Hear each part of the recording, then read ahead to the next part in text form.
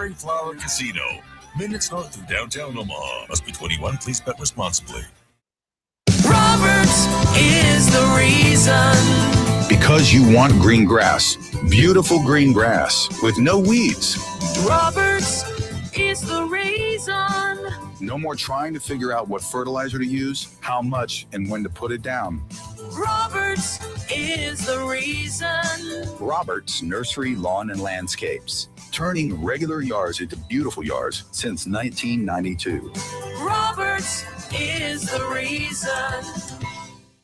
DraftKings presents a message on responsible gaming. If you're gonna play the game, boy, you gotta learn to play it right. Whatever your wager, sometimes You got to know when to hold 'em, there are no locks or sure things. So know when to fold 'em, And if you feel like you're ready for a break, know when to walk away. remember, it's more fun when it's for fun. When the dealing's done. Well said, man. Well said. At DraftKings, we believe it's more fun when it's for fun, and we want it to stay that way. We provide customers with helpful tools so they can set budgets, limits, and cool-off periods, and we encourage all customers to use these tools. So play responsibly. DraftKings, the crown is yours. Gambling problem? Call 1-800-GAMBLER. In New York, call 877-8-HOPE-NY or text HOPE-NY 467-369. In Connecticut, help is available for problem gambling. Call 888-789-7777 or visit ccpg.org. On behalf of Boot Hill Casino and Resort, Kansas, 21 plus. Agent eligibility varies by jurisdiction. KOZ and Bellevue, Omaha, Council Bluffs. This is 1620, The Zone.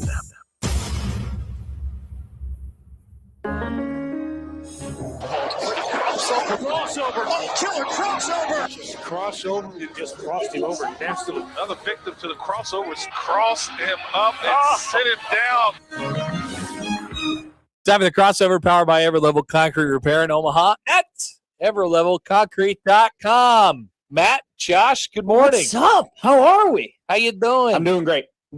I told you guys off air, I had one of the best weekends I've had in quite some time. It was awesome. What'd you do? I watched college basketball and I drank beer and I went on walks. I've been walking recently. Second time today I've heard about these walks. Why didn't tell you? I did tell you about. If there's the one thing walks. about walking, people who recently discovered walking are like the craziest people. I've heard it's good for the heart. They can't stop telling people how walking is awesome. I'm totally guilty of it's this. like you're like the girls in their water bottles. Yeah. The Stanleys. Whatever is next. Right now it's the Owalas. The girls are on the Owalas. This is the one. There was the one where it's like a sippy cup, like it's a grown-up sippy cup, and it's got I think different those colors. are the Owalas. Okay, that's what that's you're like talking you about? and walking. Yes, I'm totally. You could totally make fun of me for rediscovering something that We literally has permission. been gone. Thank you, Schaefer. That we've been doing since humans were alive. I love it. All right, I walked on the Bob Carey pedestrian bridge for the first time. Whoa. It was incredible. Okay. Can I ask a question? Yeah, go Please ahead. do. So for years, I was enjoying walks. It's a very I was contentious like you. bridge right now. I thought walks were just an amazing way to spend, a good chunk of time Mm-hmm. in my day.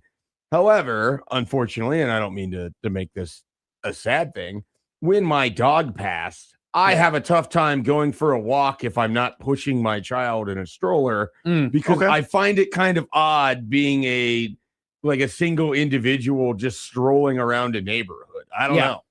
Maybe because you're just walking downtown, it allows you to do that a little bit easier. Schaefer, I don't think we have to include in this conversation Matt's time. He just has so much. Yeah, that's true. He just has so much time. The way you described that is so funny to me. He mentioned his weekend, and what he fails to mention is he had a 4-day weekend for the first time in forever. It was actually and this was crazy. I was talking to this with Josh before it all happened. This was the first time since I moved to Omaha that I had days off where I wasn't in Chicago or I wasn't somewhere else. Like, this was the first time where it's like it's like staying in college for the weekend. Like, seriously, I think it was, we made the joke on the air that it was stay in the dorms this weekend. It was my first time. Was Creighton gone? Did they smell up the place? They did smell it up yesterday. Oh no, It It was. did come back we yesterday. did. Not only did it was a bad one yesterday. We Can had a light interview these guys. I want to just know what they eat. I know who We one of definitely them can. is. Yeah. I know who one of them is for sure. I don't really know who the other two men are, so I don't know. What if there's only one Creighton baseball player and you're just besmirching the team because of the actions of one? Well, I imagine every team is like the Richmond from Coach Carter. They succeed as a team, they fail as a team. They are one of one. Okay. So if one guy smells up my room, all the guys are smelling up my room. So Did they bring Scout, home any? Coach Carter? What was the other movie that came up? That Yeah, we've had a lot of. I was loosely describing Trouble with the Curve earlier, but You hate that movie. I hate that Yes. movie. Yeah, trash, garbage. watching- movie. absolute trash movie. Hoosiers yesterday was on. Not a trash movie. It was on one of the because what happens now is that you forget to change the channel. Jimmy Chitwood is Price Sanford, by the way. Once you think that, you will never unsee it. You forget to change the channel after one of the NCAA tournament games, and when there's no more The games, TNT one. it just or True TV or TBS, whatever, like a movie just gets played. Have you seen Tomorrow World, Josh Hodson?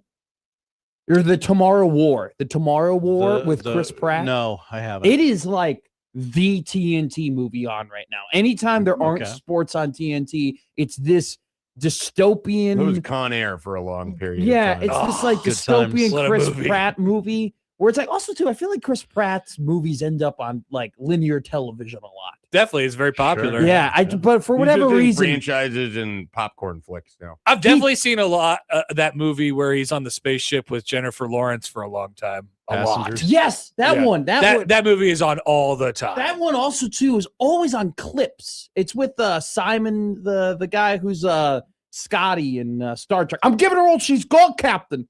I'm not going to put these missiles on board, Captain. Star Trek. Is there a British Simon guy in Pegg. that movie? Yeah, Simon Pegg. He's in that movie too. He's in the first or the remake of Star Trek. He's in Passengers? I wasn't he the bartender? I have no idea. I'm pretty sure I he's don't the know who you're talking bartender. about. Oh, the That's- bartender, the robot. Yeah. Apparently, he has like some inspirational quotes that are always popping up on Instagram.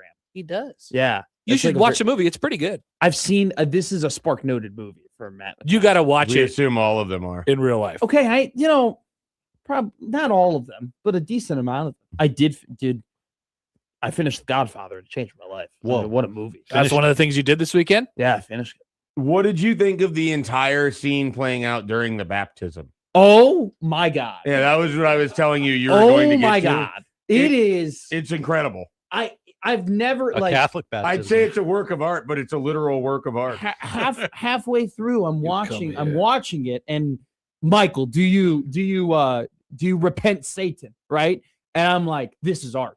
This is the most one of the most incredible things. You I've can't ever get seen. this in your cliff notes. I think The Godfather better than any movie I've ever watched is like they have like a scene or they have a little storyline, and it's like they don't tie up the loose end right away. They kind of leave it open, and then you go ahead, then they close it, and you're like, all right, they answer like Carlo getting murdered, right? Like him dying, like Spoiler. I was like, I was like, I can't believe this guy got away with this. Like, he killed Sonny clearly, and then they tie it up and they gets choked down in the car. Everybody gets figured out at the end. The ending of the movie too, where it's like he lies to Kay, and then they call him Don Corleone. It's just And the door shuts. Sorry. you're good. It's so good, so good. Clemenza. I'm a I've had big. the sneezes the entire weekend. Yeah, I I don't know sneezed- what's going on over there. I sneezed 8 times in a row 2 days ago. I mean, they usually come in like fours for me. Have you ever flipped a coin on the internet 47 times and had it come up tails 46 in a row? No, I haven't. that 'Cause happened. That's how should try it. Texas beats Iowa in the national championship. Really?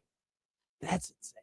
Yep. Texas beats Iowa in the national championship. If the coin continues to flip heads or tails every Yeah. single time. That would be hell on earth. That would be the worst possible outcome. That was the discussion. I don't think there would be in any Iowa being a national championship. It's just gross to me. But then Ben McCollum would probably get hired by UNC, and that'd be awesome. Oh my God, no! That'd be they would incredible. never hire Ben McCollum. That'd be great. He was literally the coach at Northwest Missouri State 2 years ago. Could he go to Kansas? Well, no, they're going to hire Could they Jacques reverse Vaughn. course and like we need a tactician that brings people together, not a money man. They're going to hire Jacques Vaughn because the succession plan always works, like just like it did with Hubert Davis and Kyle Neptune. Well, it's In with John Neptune. Shire.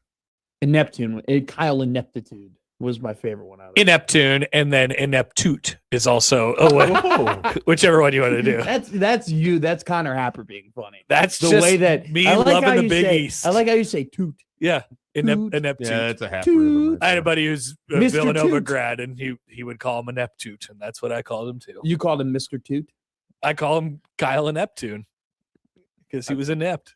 No, it was a phenomenal weekend. You're totally right. I'm obnoxious about the walks that I go on. I'm being healthy, and it's not like I'm gracious about it. I'm like telling everybody, like, "Oh, look at me! I'm trying to lose weight." It's kind of insufferable, but I recognize it. I got a little bit of That doesn't make it self-awareness.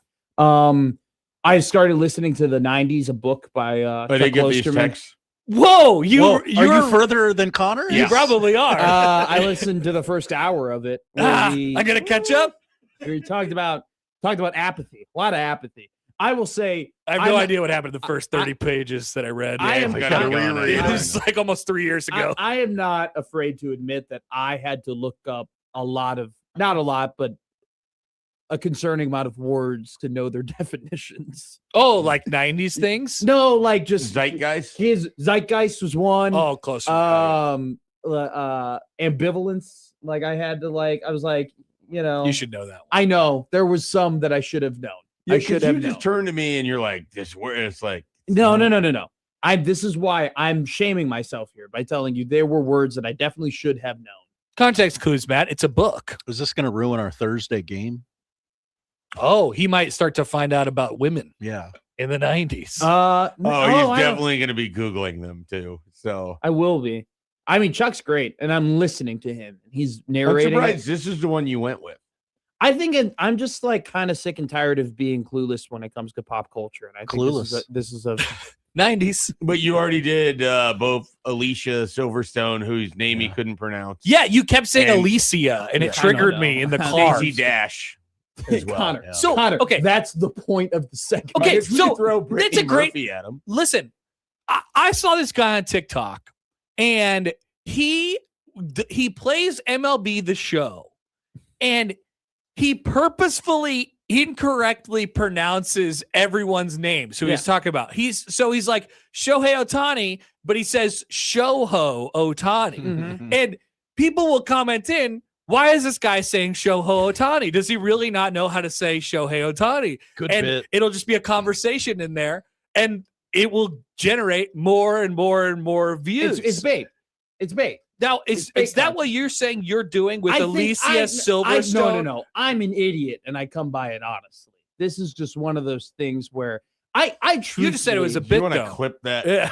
I'm an idiot and I come by it honestly. I truthfully Middays with Matt. I truthfully am just terrible with names. Terrible. Like Same. there was one time where I was at a bar and there was this guy, and I had hung out with him maybe a dozen times and friends with all of his friends. And he was kind of a part of our friend group and everything like that. And I got up to Brandon and I totally forgot his name. I was like, I've had countless beers with this guy. I've had numerous conversations. I totally forgot his name. It just happens. It just truthfully happens. I thought you were bad with pronunciation. Yeah, names. I'm too. not that. That too. I know people's names. Schaefer remembers everything. I don't. The pronunciations of stuff I will be off. On. That's just what it the is. amount of times too where I'm the exact opposite. I remember nothing, pronounce everything. I look at names. We work so well. I know. I look at The names same couple, but opposite. so many times, and I go, I just know I'm going to say this wrong. There's just no way I'm going to get this. You don't have confidence. You need to get some confidence, young Not man. in pronunciations. Why would I? I'm terrible at If you say it confidently, people will just. it. How many times accept can you it. tell me it was Rebecca Romaine and I said Romine? It was 3. I just can't help myself. It just felt purposeful at that point. Yeah, it's not. I'm telling you, it's not. I'm telling you. It's just, I'm just a dummy when it comes to How many names. times did you say Keaton Wagler before you said Wagler? Oh, that one a lot. Yeah. But then when whoever said it on the Big Ten Network when I was watching the Illinois basketball game and they said Wagler, I guess that's not as much of an incorrect pronunciation Yeah. as it is just a lack of Pavia. knowledge about the. I say Pavia. Well, it's also last names can be really tough because it could be True. the region. I mean, I played with 2 guys in baseball, and one of them went by Langy, and the other went by Lang, and it's the same exact last Mhm. name, same exact spelling, all of it. There's no anything additional to it. I just am There's a big Miller believer. and Mueller. Like, there's just pronunciation differences. That's regional or chosen. So the guy, who's the guy that just came out last week and was like, "You've been pronouncing my name wrong the entire time." ETN. Right, but Achan. yeah. Like the people need to say this. Like, here's how you pronounce my name right away, and you are pronouncing my name wrong if you say ETN anymore. And this is it. It was the same with Bijan. Yeah, Bijan Robinson, not Bijan Robinson. But we kind of still just go ignored with that. Bijan. You know, another one too. It was Khalil Mack had an interview with Anthony Adams, like in a car. It was like big guys in a Buick or whatever. It was like a little. They did their thing, and he said it's Khalil Mack, not Khalil Mack. Khalil Mack. The guy had already run Defensive Player of the Year. He'd already been in the league for 6 years. He had already that one's had not so bad. Ample opportunity, but then he switched back. He goes Khalil Mack, and then he switched back to it's just like Khalil. Well, who cares? Yeah, people have been saying it. I guess that's just my name now. There's a guy that I met in Lincoln who's just given up. He's like, in college, nobody could pronounce it correctly, so I just stopped. And he's like, yeah. He told me what it actually is, and I was just floored. I talk about that with it's not even in the ballpark of what people call it. How bad is it? Well, you don't have to dox it. So it's pronounced like joke, or it's pronounced like yake, but everyone just says joke for the first half of the name. So like it's just completely and utterly different. Wow. Different. So I talk to, when I go get pronunciations for when I do PA, like I talk to the SIDs on the other team, and we'll go through a name or whatever, and they'll be like, yeah, that works. And I'm like, that is not what I want to hear. What is her name? Sure. Tell me what her name is, or tell me what you call her, and I will call her that. See, and they're like, yeah, but everybody gets it wrong anyway. I'm like, not today. Today we get it right. When I'm announcing, I'm like that too, because that is actually like. Also, I don't want to be Gus Johnson where I do no prep and I'm like just actively like ignoring my job. Like that's this is a big hallmark of the last radio station that Happer and I had a show on. There was an email that went out one day that's like, we have to stop mispronouncing names. This needs to be a focus on everything that we do. Was this a me email? No, it wasn't you. I could see me sending that email. No, I could see you having the conversation that led to the email being sent. I mean, they're just, especially too, like there's just sometimes where it's just like we have to talk about something that I don't know a ton about, but we just have to mention it. And so I get a new character in my life that I'm like, I don't know how to say this person's last name. And now, typically though, it's like you could talk about less things though. That's a good point. That didn't always used to be the case. Now it definitely is the case. You could take what's right in front of you, like how the Bears played the Packers in a playoff game and what that experience is like relative to Nebraska, Iowa this upcoming Thursday. I'll probably mention it. I never really thought of it. I mean, we're definitely going to talk about the significance of it. I'll throw this take at you guys because I'm actually curious as what you think. Like, obviously, a national championship and a Final Four would be the biggest game that Nebraska would ever play, right? Like, it doesn't matter who they compete against. Like, those would be the biggest games. But I honestly think that this Sweet 16 game would be bigger than any Elite 8 game, whether they play Houston or Illinois, just because they're. What does bigger mean? Like, it's just the stakes are higher. The stakes are not higher. I can't get there because it's just, I think it's a round ahead. I just think Elite 8 games. I just think it's a bigger deal because you're playing Iowa, because you're playing a rival. If they beat Prairie View A&M to go the Elite 8, it's the biggest game that Nebraska's ever played in the entire history of Nebraska basketball. People forget some people beat Princeton in the Sweet 16 by the way, once. I'm not pushing back against the fact that if you're just like, no, every game you go farther is bigger because it's, you're going. But Matt, I actually think that Elite 8 games specifically are bigger. Like, I mean, bigger than the Final Four?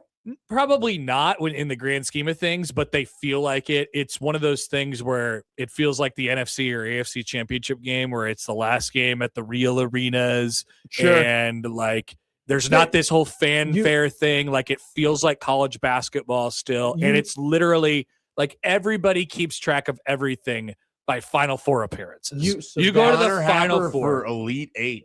I love Elite 8s. I think that's a phenomenal. Except for that one time. That's a phenomenal point just because That's a phenomenal point just because you're totally right. Like It's also original. I've not heard anyone else winning that a route. final, like getting to the I'm very Final original. Four is the accomplishment. Absolutely. Like it's we go, hey, you won a national championship, but we actually kind of lead off with, well, they made the Final Four. They went to the Final Four They went to the 14 Final Four. times. Yeah. Whatever, you know. Like that is like that. So I think that's a great take in that regard. I'm just saying, I'm just hyping up. What I'm hyping up is Iowa versus Nebraska and the rivalry. And the fact that like it's building up this rivalry and like making Nebraska, Iowa feel bigger and bigger every time they play is I think very important to the athletic department. Do you think that North Carolina fans would tell you that their win over Duke and Mike Krzyzewski's last game is bigger than the national championship against Gonzaga? I do think this is a little bit different though, because you're still trying to really, really establish this rivalry as like it's a rivalry. Oh, it's established. It's established, but it's like it's getting. There's still people who call into your show. Yeah, those people are idiots. Don't listen to them. Okay, well, I'm saying that this is a type of game that would like cement it. That would actually be It's like, cemented. hey, It's like, cemented. I know it's cemented. I'm aware of that. I'm saying that it would make it bigger. Feels All like right. you need And then more because cement. there's a bunch of idiots in your audience who call in and say they're not our rivals. Oklahoma's a rival. Kansas is our rival. Texas is our rival. I care more about Colorado. Those people This I is a do Sweet respect 16. Oklahoma, though. Those people don't live on planet Earth. I don't know. Matt. After the last few days, I don't have a lot of respect for their bar scene. Where's the ice, Oklahoma? Where's the ice? Ice? Like we water can make melt, ice. water Yeah. frozen. Yes. Their ice makers weren't running, I guess. I have no idea. I have no clue how that You've even got happened. 3 months to remedy this before the Women's College World Series, and we do it all over again. No, not like that though. Probably not like that. Not like that. Though, if Nebraska goes down there for the Women's College World Series, they could descend again. They Not to will that be. level. I guess that's what Josh was talking about. Yeah. Probably not like that. Probably not like that, right? I don't know. Probably It would not. be a little Ole Missy where, like, hey, we heard something's going down. Yeah. Here. What are I you heard Jordy what are we here Ball's going for? to be here. Yeah. That's pretty cool. Yeah, but I don't know, Matt. Like, I just think it's like Cemented. this is I know so it's cemented. It's just what I'm trying to get at is Now I'm that just getting there- cement there- in as many there times as are- I can because there you are get- people who very much are like, Iowa isn't a bigger rival than any of the rivals we had in the Big 12. And it's just like, this is very big. But for nobody's making- listening to those people. But I'm listening to those They're the people. ones and that maybe tell that's you that my the world problem. is ending I'm on a just saying, Friday at 12:12. This I think the world makes- might be ending does this not- Thursday. does this not elevate the rivalry of Iowa versus Nebraska to another level? Not to a different level, but to another level. I just think it's another installment in a great Kind of where I'm rivalry. at. It's Yeah. a notch in Yeah. what already exists. I think it amps it up a little bit. But that's my perspective. I have a different I think perspective. the hatred's been there plenty. They've The played blown two. kisses after field goals, Yes. the handshake stuff, And the basketball literally games. just this year. This year. They've played two I'm bloodbaths not this saying year. they aren't right. I'm not saying that they aren't. I'm not pushing I know. back against that at all. Cement. I'm just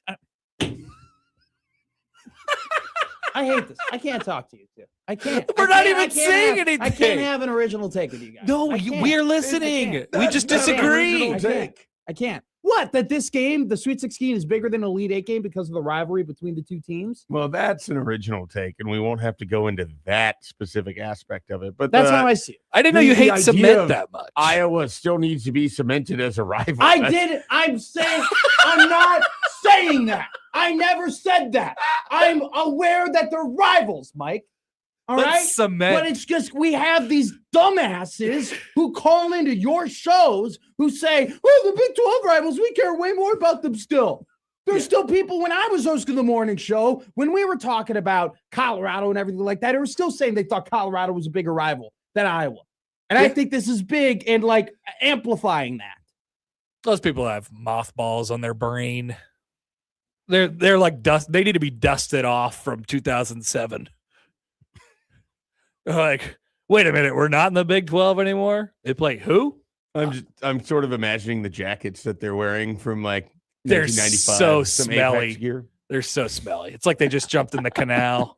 Did they? Bill Snyder didn't change his jacket. I'm not going to either.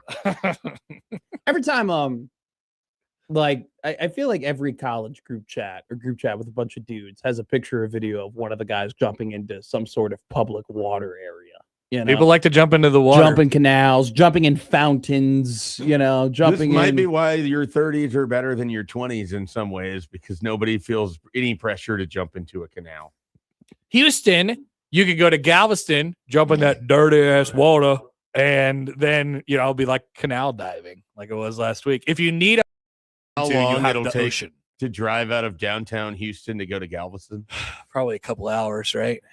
At least. I have no idea how far Galveston is away. Well, I just meant the traffic in Houston is just legendarily awful. Disaster. Getting out of the downtown to the sprawl to eventually to the Galveston. I have a friend who lives in the Houston area, but I'm scared to even ask how far it would be away from downtown. He said the name of the city that he lives in, and I'm like, I cannot imagine how far that is away from Houston. I'll tell you the name of it. So being in like the Houston land area, is that what they call it? Houston land Probably. area. I don't know. That sounds awful. I don't think of anything but Chicagoland when you add land to anything. Okay, that's a great. I was feel going like to ask that. That's their thing. Des Moines land area. You're never going to say that. You're never going to say New York land, Omaha LA land area.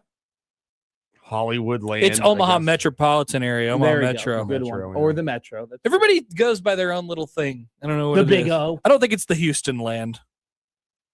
Well, in Dallas, the Dallas Fort Worth area, like the DFW, The Metroplex. We can the text Metroplex. Tim. Is it? Tim would Yeah. probably I know. didn't know that. That's what they call it, right? Tim Definitely would, the Metroplex. Tim would definitely know what they call the Houston land area. So it takes it would take right now to get from the city where my friend says he lives in Houston. He says he lives in Houston.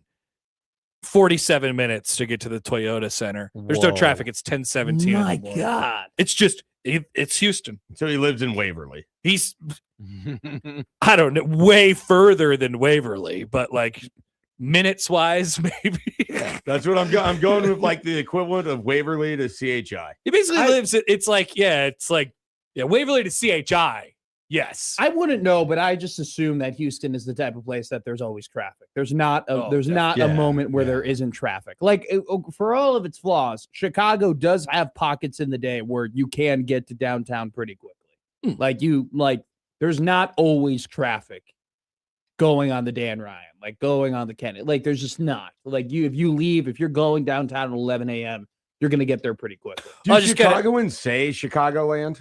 Or is that like an outside? The people Chicago? who are okay, so great question. The people who are like born in Chicago, like who actually like unlike me, Skokie, like the Chicago people, they don't say Chicagoland area.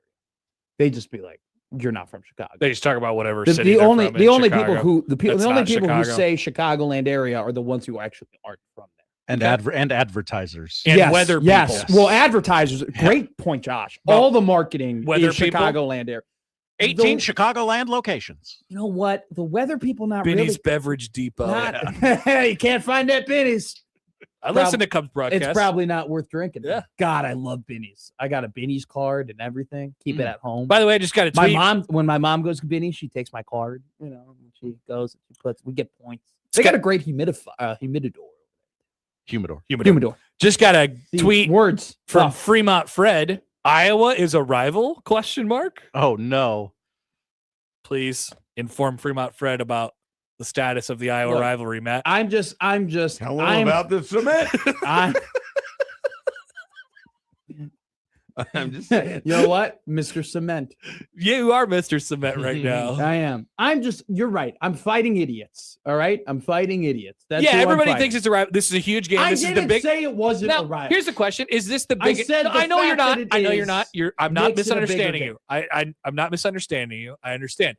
This is the biggest Iowa-Nebraska thing that's ever happened. Yes. There's no doubt about that. Yes. I don't really care, I guess, what it does to the rivalry, but like it is the biggest thing, and it is a blood feud, and it will be so fun to watch play out. I agree. It might result in the end of the world. I think that is a great take. And I think that's very well mannered and very mature. Apocalyptic. You're going to be a good dad when your kid becomes a teenager. I think I'm an okay one right now. Well, I don't know. I've never seen you around your child, but just knowing how you handle me, I think you're going to be pretty good. Kid seems to have a good head on its shoulders. Yeah.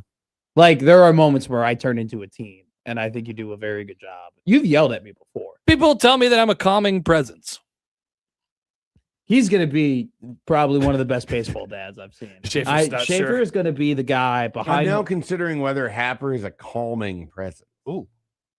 I totally like when things get heated or when I get upset or I get triggered. I'm a de-escalator. I'm a diffuser. That's not always true. But I'm saying this is a different That's true. context. Like as a friend, like when we're friend Happer to friend Matt. Yeah, if I he's needed not to like vent- that at all. If I needed to vent about something, Happer would be a perfectly fine person to call for that. And Well, when I get very upset, he brings me down. But you just keep saying cement in trigger words to try and get me more mad.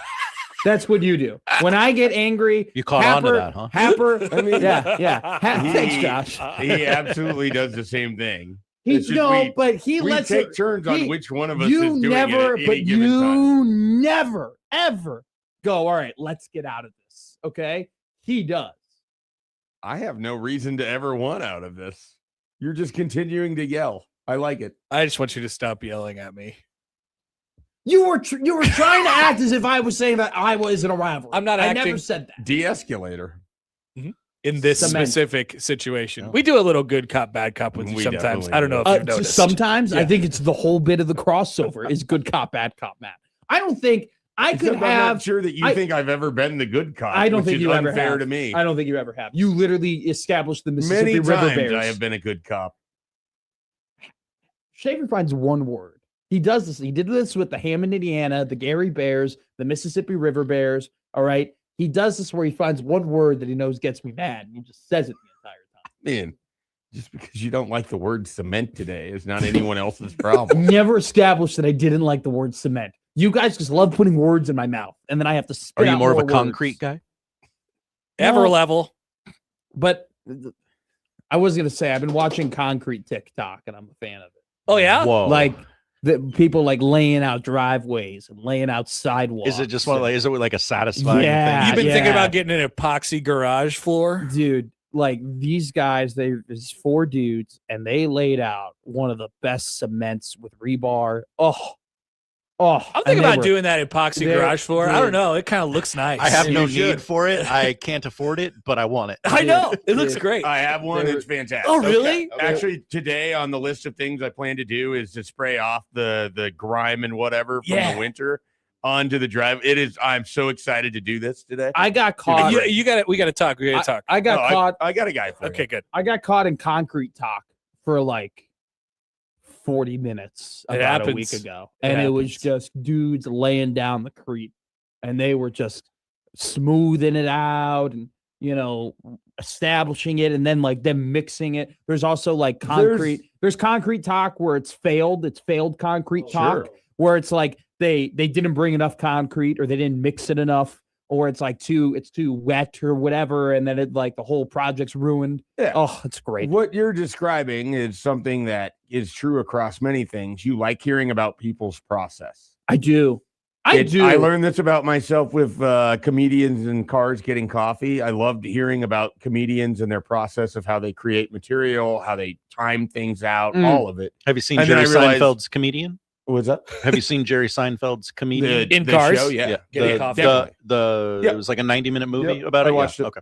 Yeah, no. So and I learned this also. I love listening to chefs talk about their Oh process. God, I the creation of all of it. I like watch processes. I watch Michelin restaurant behind the scenes all the time. You like processes. Oh, I love his. I one time learned about his process. I peeked around and I go, "How do you prep?" He goes, "Here's my doc." I go, "Ooh." We love a Google Doc, folks. Or I like grilled John Bishop last week on how he does all of his scorecard for baseball. Pretty good process. Yeah, John's got a system at this point. Oh, alrighty. That was the crossover powered by Every Level Concrete Repair in Omaha at Happy New Year? everylevelconcrete.com. Happy New Year, guys. This is a good one. We got a lot. He cemented it. We got you son of a gun. You're setting that up. All right, big show coming up next here on Middays with Matt.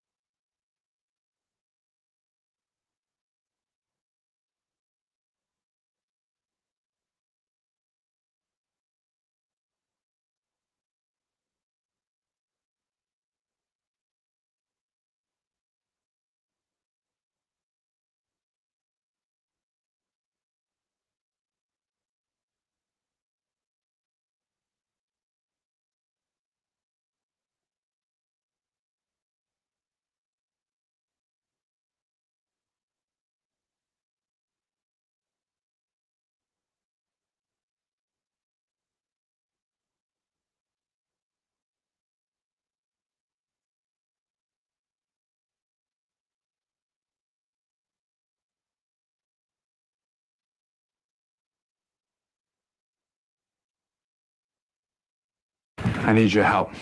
I can't tell you what it is. You can never ask me about it later, and we're gonna hurt some people. Whose car are we gonna take? I have a lot of things I want to get off my chest. That's an absolutely horse crap call. Make room for Daddy! But they are who we thought they were, and we let them off the hook. Chicago is.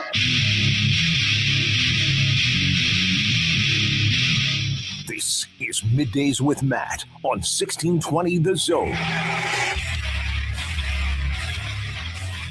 Middays Matt live and rolling here on 1620 The Zone. I'm Matt Master, as always, joined by Josh Odson. Josh, how are you? What do you want to talk about? Oh, there's too much to talk about. There's so many things to talk Luckily, about. we got 3.5 hours. This is definitely one of the most loaded days that we have ever had. Honestly, one of the most loaded days I've ever been a part of in 1620 The Zone since I've been here. It's been, by the way, like 16 months almost since I joined The Zone. Time flies when you're having fun. We've been having a lot of fun. Josh, I want to admit something to you. Okay. I typically go to bed or hit like 5 o'clock on a Sunday. And I'm like, oh, the weekend's over. Like, damn it. Okay. That didn't feel long enough. That didn't feel good enough. Like I wish I had There's a little lot bit of day more left after that. I mean, when 5 go on. o'clock on Sunday hit yesterday, Mhm. I was like, you know what? I get to work with Josh Hodson tomorrow. Whoa, hey. I was ready to go. Man. Like, I had a phenomenal weekend. We are lucky enough here on the Zone, well, at least on Middays with Matt, where we don't work on Thursday and Friday during the NCAA tournament. So we get a nice juicy, well, at least I do. You work your ass off all day. I've come into this building every day for the last 2 weeks, Matt. Yes, you have. So I'm just speaking on my behalf. I enjoyed a great work-free weekend, but I was ready to come back. I was ready to sit back in the saddle, and that was even before the Iowa Hawkeyes defeated the Florida Gators yesterday in the Sweet 16 to punch their ticket to Houston to take on their cemented rival, Nebraska. Okay? I see what you did there. Yeah, I'm very good. And it's just one of those things where I will never mark out for the Iowa Hawkeyes ever again in my life. But yesterday, you bet your ass I was rooting for the Hawkeyes to beat Florida. There are some people I cheered who were trying to be like tough, macho, be like, I'll never root for the Hawkeyes. I'll never root for Iowa. I'm sorry. I would much rather play Iowa than go and play Florida. I would. Okay. I'm much. Now, Nebraska fans would have talked themselves into, Fiesta Bowl, Florida. Oh, this is great. Well, they would have talked themselves into, wow, Iowa lost the game, but they shot 70% from twos against Florida. Oh my God, the Gators are vulnerable. If Nebraska can slash to the paint and, Ruben Chinyelu, if he gets in foul trouble again, Nebraska will definitely be able to finish the job like Iowa couldn't. Okay. But then what really would have happened? Probably Josh Hodson is Florida would have come out and played their best game of the year. And it would have been like a stiff arm 9-point victory. All right. That's what we were potentially looking at if Florida came back and won. It did not happen. The Hawkeyes got it done. The not so great player Bennett Sturtz was victorious for the Hawkeyes, and they are playing Nebraska and amplifying this rivalry. I mean, look, I was trying to make this point during the crossover. Like, obviously, Nebraska and Iowa are rivals. All right. Everybody knows that. We don't like them. They don't like us. Imagine not knowing that. Okay. But, this is one of those things where Nebraska was in a conference that wasn't the Big Ten for a very, very long time and had their established rivals. And it's taken some time. It's taken some time to really get this thing going. And I think over the last couple of years across multiple sports, this is a true blood war has been brewing. And I think this is perfect between these two teams who haven't been to the Sweet 16. Well, Nebraska has never been to the Sweet 16. Iowa, first time in the Sweet 16 since 1999. Both teams so happy to be there, but now are playing not only their rival, but someone they know they can beat. Iowa has beaten Nebraska earlier in the year in Iowa City. Nebraska beat Iowa in Lincoln. Now it'll be a neutral site, quote unquote. By the way, the Vanderbilt people who were complaining about Vanderbilt being in Oklahoma City and Mark Byington kind of inferring that they got a bad draw being in OKC playing Nebraska. I got 2 words for you. Shut your mouth. All right? That's 3 words. Okay. Shut up. All right? You're wrong. Do you know why? You didn't have a disadvantage in the NCAA tournament because the NCAA screwed scheduling things. You had a disadvantage because the Nebraska basketball fans and just Nebraska Cornhusker fans in general are the best fans on the planet. Okay? That's why you had a disadvantage. You're only 2 hours farther. If only there were vessels that could take people from Nashville to Oklahoma City. It's like they haven't invented travel over there. They're still using the horse and buggy, apparently, over in Nashville. It's ridiculous that these people were complaining about it. No. Hillbilly's going to hillbilly. Dude, Nebraska fans are just awesome. Okay? And also, too, I love, and I'm one of these people, we're psychos in the Midwest, where it's like, we'll drive anywhere. Dude, if it's not double-digit hours, it might as well be a 45-minute car ride. Seriously. Like 9 hours is kind of the threshold. But like if it's a 5-hour drive, that's nothing. That's a drop. Do you know what that is, Josh Hodson? That's 3 people we're going to trade off. All right? That's just what it is. I'll go 2. You go 2. Terry's going to take the last hour. It's Terry's car, so he doesn't have to drive. Terry will bring it home. Exactly. Terry will bring it home. We'll be fine. We'll figure it out in the morning. No big deal. 5 hours. 7 hours. All right, 4 people. You know what? Honestly, what happens when you have 7 hours and 4 people, you say that you're going to go 2, 2, and 2. Do you know what ends up happening? The first guy drives 5 hours. That's right. No, I'm still feeling good, No, guys. I'm good, guys. I'm totally fine. Don't worry about it. And do you know why you do that? That's a power move, by the way. If you're like, hey, we'll split it, and then you go 5 hours. Then when you get to the bar later in the night, you get to play I'm tired, man. Like I kind of take that ride. Like I did a lot of that. And they go, yeah, you're right, Dale. Here, get him a beer. You get free. That's one way to get some free Busch Lights, which apparently Oklahoma City was running out a ton of. Which I love Mike Schaefer. Schaefer tweeting and complaining about the lack of preparation from the staff in Oklahoma City was incredible. Like him and Mike. You want to be a real city? You want to be a metropolis? You want to host events? You need to plan for this, and you didn't. You ran out of ice. Do you know who's soaring up the people I love who I just met power rankings for Matt McMaster? Oh, okay. Michael Snow.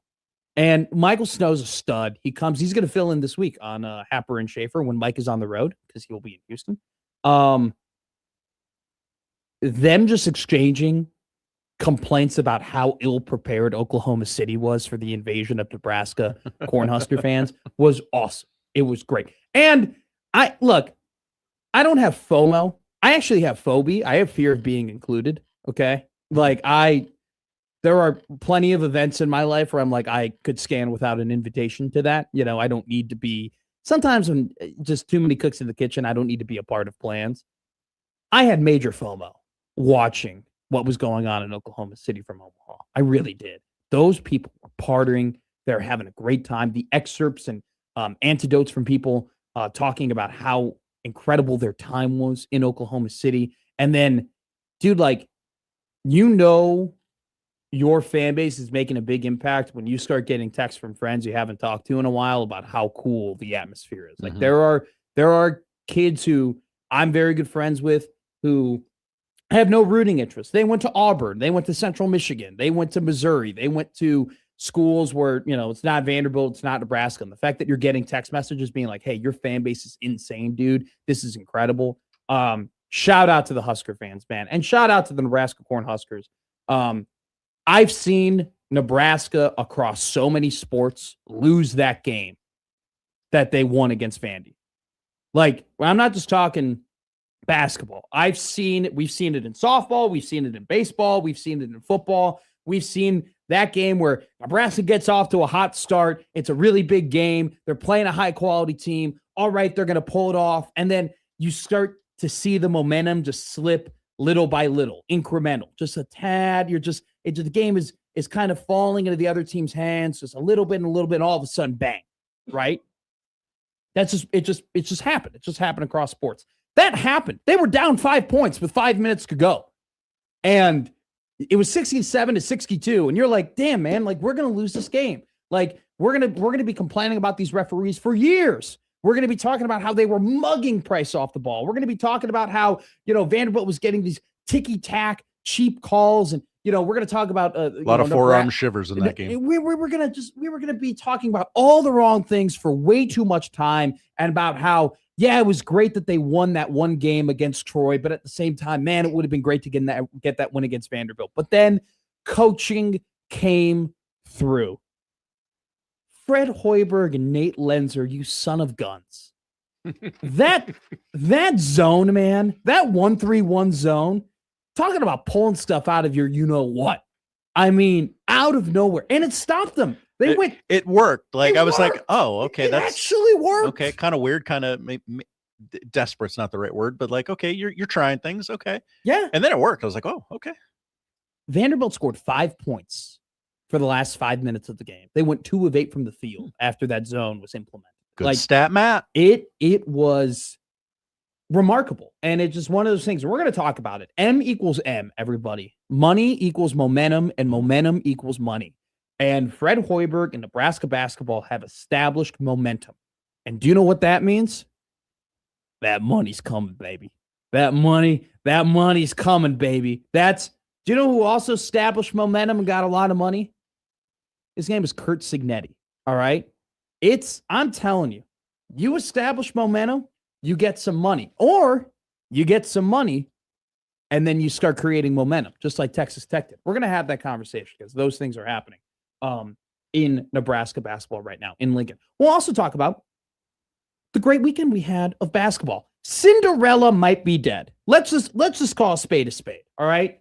Cinderella might be dead. There was only 7 times in NCAA tournament history that we haven't had a 13, 14, 15, or 16 seed win in the first round. Okay. It's happened twice now in the last 2 seasons. Last year was the first time ever we had a Sweet 16 of all power conference teams. It happened again this year. Cinderella might actually be dead. Okay. I'm willing and I'm willing to have that conversation. I don't think I'm fully on that bandwagon yet because I don't think I believe in the scientific theory. And I learned in grade school it has to happen 3 times for it to be established. Okay. And it's only happened twice. But I do think there are points to be made. Definitely points to be made about Cinderella maybe losing her slipper. But Josh Hodson, it doesn't mean the basketball ain't great. You can tell me that, hey, we're not going to get all these double-digit seeds upsets and, the madness isn't as what it used to be. At the same time, the basketball hasn't fallen off. There were some awesome games, competitive games, buzzer beaters, last-second shots, baffling coaching decisions. I mean, this tournament and this weekend was awesome. And on both Thursday and Friday, the 11 o'clock, that initial 11 o'clock slate hit home, man. We had 2 back-to-back days of just awesome middle-of-the-day basketball. Really got people through their workday, if you're lucky enough like me. Santa Clara, Kentucky was wonderful. High Point, Wisconsin. Even South Florida, Louisville got super interesting at the end of the game. And, Nebraska had the only blowout amongst those games, but the atmosphere made that, a game to remember. So we'll talk about the tournament. We'll talk about UNC and Kansas and Kentucky. Look, Cinderella might be dead, but some blue bloods are faltering too. All right. Blue bloods they took a hit. Okay. And we have to talk about that. But a thing that we are going to talk about today, and we're going to talk about the Nebraska basketball game. We're going to talk about the Vanderbilt game. We're going to talk about all that stuff. It's a 4-hour show. We're going to weave around. We're going to talk about Nebraska baseball a little bit. Hell, Michael Jordan, his team won another NASCAR race. How about it? How about it, Tyler Reddick? If I had a jet engine in my Toyota Camry, I think I would win a bunch of races too. But today we are honoring a legend, Greg McDermott, the longtime head coach of Creighton men's basketball, the head coach that took Creighton men's basketball to new heights, heights that they had never been before, and established. Greg McDermott truly took Creighton basketball and just the Creighton University, took CU from a smaller school where people go, where is that? Like, where's that? To people know where Creighton is. People know that Creighton's in Omaha. People know, he's established that basketball program as a legitimate threat in the Big East. And the job that he did as the head coach at CU it'll never be forgotten. His impact on the program will never, ever be forgotten. And by the way, it for sure will be immortalized through a statue. That goes without saying. We're going to have John Walker on at 11 a.m. Johnny had a good whiskey, had a nice little article that he released about 20 minutes after it was announced by Joe Tipton that Greg McDermott is retiring. So we will talk about Coach Mack, his legacy, and what does it mean? What does it mean for Creighton basketball? What does Creighton basketball's future look like? So we will talk all about that. Also, too, I'll say this. Alan Huss did a phenomenal job of the 2 seasons he was at High Point, and High Point, once again, those were his guys. Josh, his guys, his dudes, spot on. And I think that was a great reflection of what Huss built at HBU, is the fact that he established that culture. He built the foundation. And yeah, he wasn't there to coach them to that NCAA tournament win. But without Alan Huss, they don't beat Wisconsin on Thursday. High Point does. They don't do that without him. And so I know we'll talk today about Bill Self. We're going to talk about Hubert Davis. We're going to talk about Kyle Neptune. We're going to talk about, these succession plans and all that stuff. But this is one where I think Alan Huss went like 55-15 at his time at High Point, made the NCAA tournament. Like, this is a guy that went somewhere else after being a longtime assistant for Creighton and won and established himself as a top coach. So Creighton obviously in good hands. And I think it was always a smarter plan, right? To bring him, to have him be back in the program 1 year, get his feet under him. Obviously, too, the decisions they made when it came to personnel and recruiting and what they did through the portal, he obviously had input in on that. So very quickly, you shorted Huss 1 win. He's 56-15. I am so Alan, coach. I hope we get off on the right foot, my man. All right. I don't want to. My apologies, sir. Which, by the way, Coach Huss was lucky enough this year doing Blue Jay overtime to have him and talk to him on the show on multiple occasions. I think we had 4 interviews with him. He was awesome. Like every time we talked to Coach Huss in a pregame, whether it be after a win or after a loss, he was great to talk to. Always super honest. Always just like, this is how we see it. We need to be better. And it was funny. I'll share this.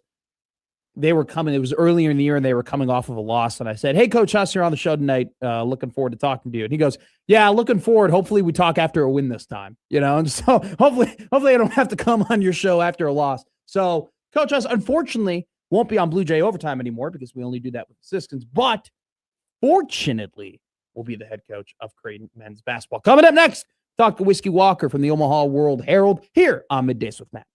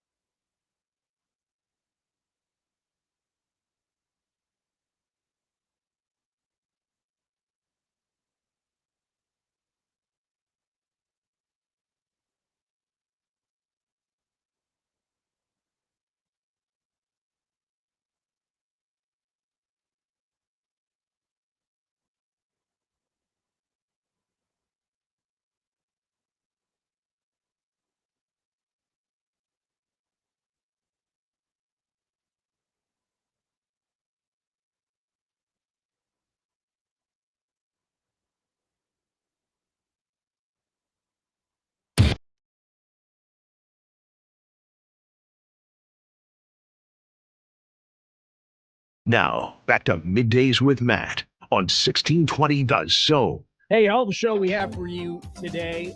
John Walker will be joining us here very shortly to talk about Greg McDermott and his retirement. Not sudden retirement. This is something that we've known for the last year that it could be coming after this season. And, there was some speculation that maybe it would come after next season. But Greg McDermott, it was announced today, is retiring from coaching basketball. And Alan Huss, the head coach in waiting, will become the official head coach of Creighton men's basketball. We'll talk to John about that. But we got two other interviews today as well.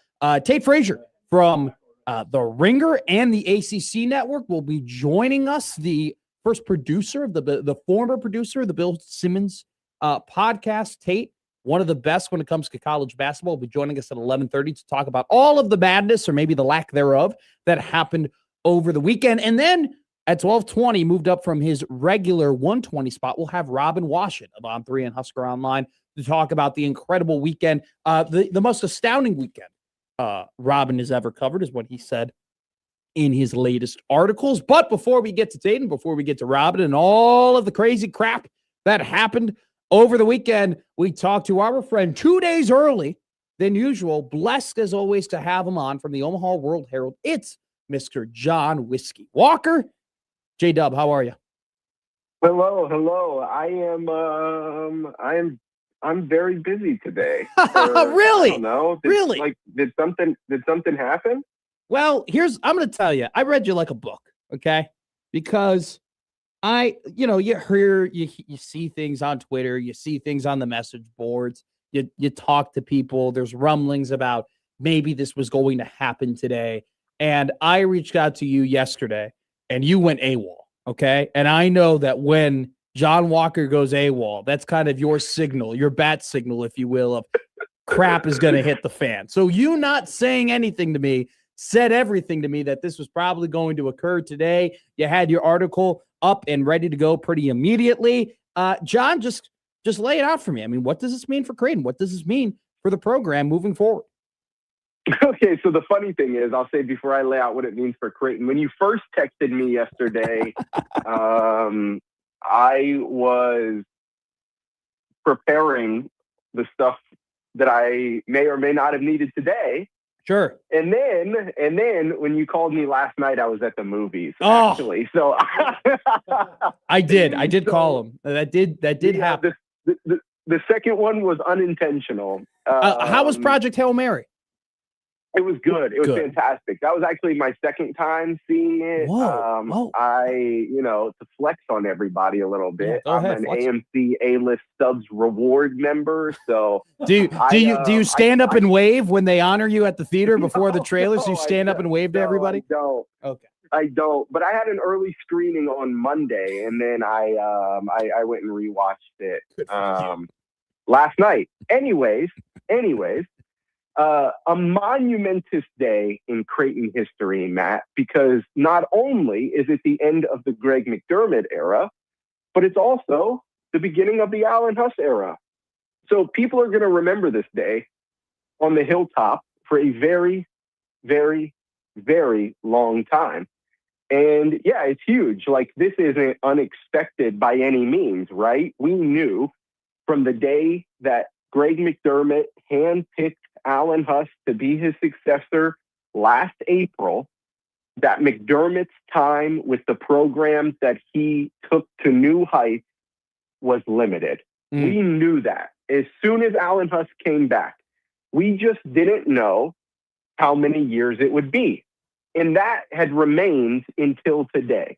It was a very ambiguous situation. If you talk to 10 people in or around the program, 5 of them would have told you Mac was leaving. 5 of them would have told you that he was returning. Like, a very ambiguous situation. And now we have clarity on it. So, yeah, I mean, Greg McDermott is a Creighton legend in every sense of the word. He is the men's basketball program's all-time winningest coach. I don't, all respect to Greg McDermott, of course. I don't think anybody saw that coming when he replaced Dana Altman. You know what I mean? Yeah.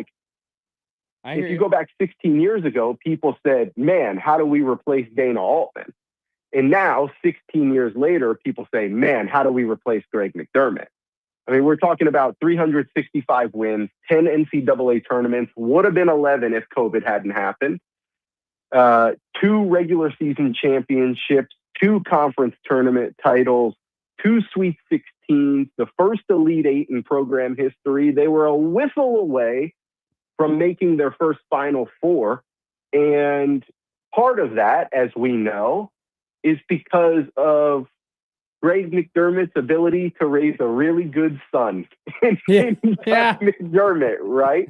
And, but part of that, though, Matt, is that Greg McDermott proved over the past decade, even without his superstar son, that he is kind of like the I don't know, the captain of this ship, right? Or was. I guess he still will be for the crown, but for all intents and purposes, was the captain of this ship. And just again now, after a year of ambiguity, we have clarity on Creighton's coaching situation, and we know that means Greg McDermott is retiring, and Alan Huss, who became a coaching commodity in 2 years at High Point, is now going to take the reins of his alma mater.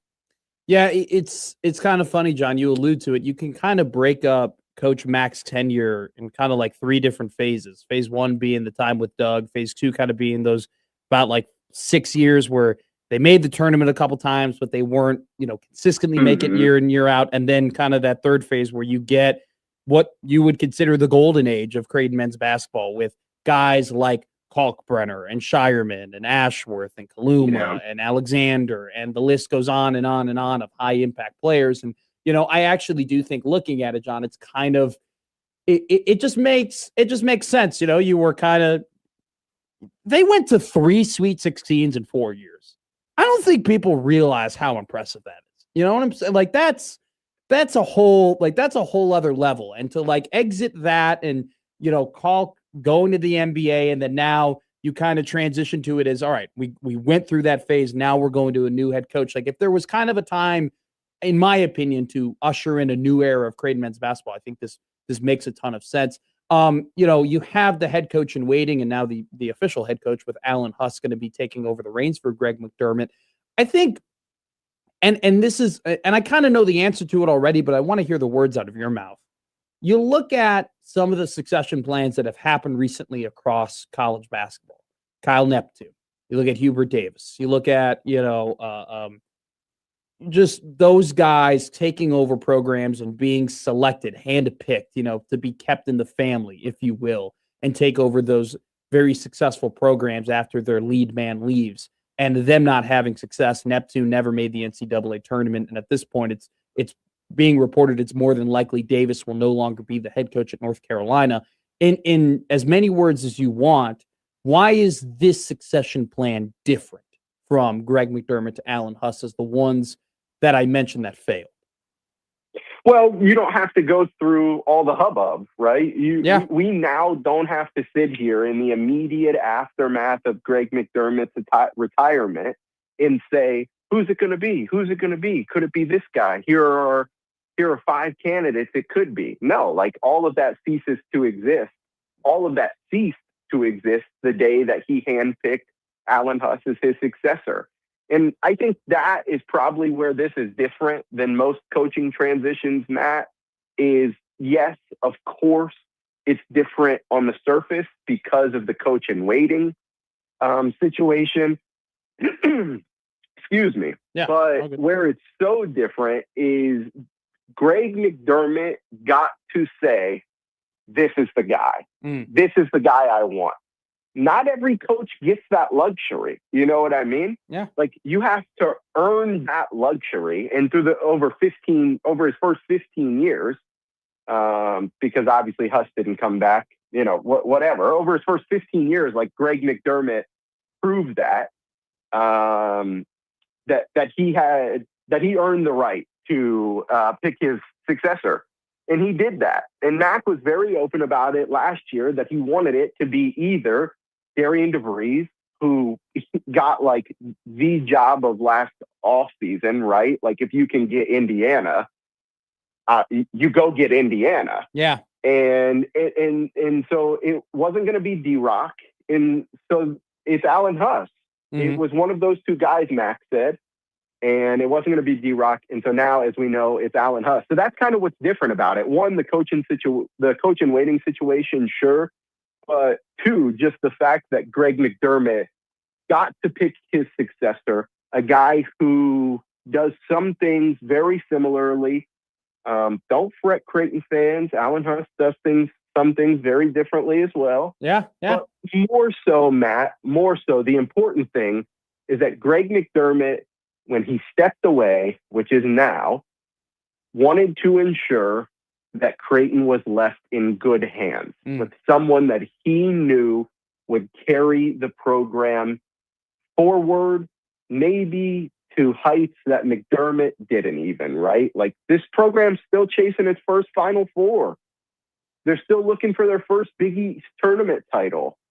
And so that guy, the guy, is Alan Huss.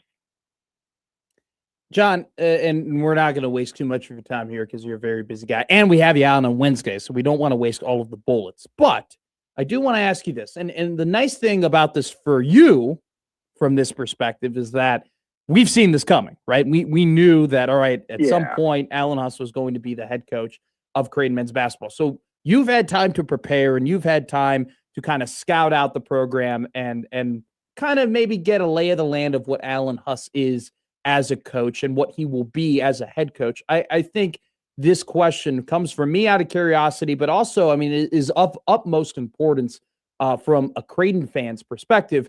How's the program going to be different with Alan Huss as it was to Greg McDermott? Well, I think you will probably, Huss is going to have at least one spot on his bench open now, right? So, these are like the immediate things that come to mind. Like, I don't know, and I don't really know which players or this, that, and the other. So, I hope to get into the weeds on that over the next week or so. But, some players on this roster came to Creighton to play for Greg McDermott. Yeah. And so naturally, do they leave because Greg McDermott is no longer here? I don't know. So that is one of the ways that it could look different immediately. It is just the overhaul, if there is one, right? And then Huss is going to have one spot to fill on his bench because he is clearing up the spot. Do guys like Murph and Lou and Derek Kellogg, do they go out with McDermott? Do they stick around to help Huss? How much of a staff does Alan Huss have to build? Depending on what happens on the bench. Is it just one spot? Is it more? Do players leave? Do players stay? Those are the immediate things. But I don't know. I truthfully think I haven't been around here too long, Matt. Sure. But pre-Ryan Kalkbrenner, Creighton played a brand, and certainly under Dana Altman, Creighton kind of played a brand of defense that was hike up your shorts and, hey, I'm in your pocket. I'm in your jersey. I'm here. And obviously they haven't really done that so much over the last 6 years or so because they sat and anchored in a drop coverage. And rightfully so when you have a rim protector like Ryan Kalkbrenner. But go watch High Point against Wisconsin. Go watch High Point against Arkansas. And they kind of had that same undeterred tenacity defensively. Yeah. So I'd expect that to be a little bit different than what we've seen over the past few years from Creighton. But a large part of it has to do with the roster construction, right? Yeah. So what does that look like? If you get a guy like Ryan Kalkbrenner, well, hey, you can sit in the drop coverage. Sure. Right? Sure. If you don't have a guy like that, as we saw this season, the drop coverage doesn't work as effectively. Yeah. So, I don't really know. It's going to be a whirlwind of change. So just hang on tight. We're all along for the ride. Well, It's a pretty interesting few weeks. I'm excited that we have you on here now so we can get your initial reactions, and then 2 days you can get your bearings a little bit, get a lay of the land, and then we can have some more answers to these questions. But I do know, I mean, there's a couple things like Alan Huss, he's known for being able to develop big men. Like that's kind of one of the things that like that's his calling card, of his ability to develop the power forward and center positions. It'll be interesting to see how that is different potentially at Creighton and some of the guys that he brings into kind of accomplish the things that he's very good at, play into his strengths as a coach, if you will. John Walker of the Omaha World Herald, you have a article up right now about Greg McDermott retiring from Creighton men's basketball. We appreciate you coming on, very impromptu, to talk about this very big news. You're the man. We'll talk to you soon. Thanks, Matt. I got 3 up, actually. Okay. So we're rolling over at omaha.com, man. Not 1, not 2, not 6, not 7, not 8. All of them from John Walker and the Omaha World Herald. We'll talk to you soon, my friend. Thanks, Matt. See ya. Like, the mark of a good man and just a good human is to leave a place better than when you found it. That is the mark, in my opinion, the mark of just any good person, in terms of you find something, you take pride in your job, you take pride in your environment, you take pride in what people kind of assign you to, and you do right by as many people as you possibly can. And then when it's your time to leave, you hand it off to someone in the best position as possible. And Greg McDermott came to Creighton, and Creighton at the time under Dana Altman had made the NCAA tournament. They had success in the Missouri Valley Conference. They had won NCAA tournament games. But Creighton as a program was, hey, they're a mid-major team that go ahead and they can win a game in the NCAA tournament, but they weren't truly a threat before Greg became the head coach of Creighton. Now, 16 seasons later, Creighton is in a power conference. Creighton is a threat in that power conference. Creighton has been to multiple Big East tournament championship games. They have won the regular season title of the Big East. Creighton, I'll never forget listening to Austin Jacobson on Blue Jay Shoot Around to begin this season. Creighton was the 4th year in a row being ranked in the AP preseason poll, and the teams that could also boast being ranked in the AP preseason poll for the 4th year in a row were teams like North Carolina, Kentucky, Duke, and Kansas. Those are blue blood programs. And Creighton, under the golden years of Greg McDermott, through everything that he built, through his ability to recruit and his ability to coach at an incredibly high level, put the Jays from being a team where it's like, where's Creighton? Where is it at? It's in Omaha, it's in Nebraska, to people know about the Blue Jays. People know the type of basketball program that they are. And it's because of the incredible hard work, dedication, and just great coaching from Greg McDermott. And it was a great article at the beginning of this preseason written by CBS Sports. You know, I think that sometimes looks don't paint a picture, and you see a guy like Greg McDermott, and he's tall and he's big and he's intimidating. And sometimes we look at guys like that, like Mike Vrabel, and we're like, oh, he's big and he's intimidating. He's a meathead or something like that. He must not be all that smart or everything like that. No, Greg McDermott is one of the best basketball minds on the planet. Okay, period, end of story. He's one of the best X's and O's coaches in college basketball.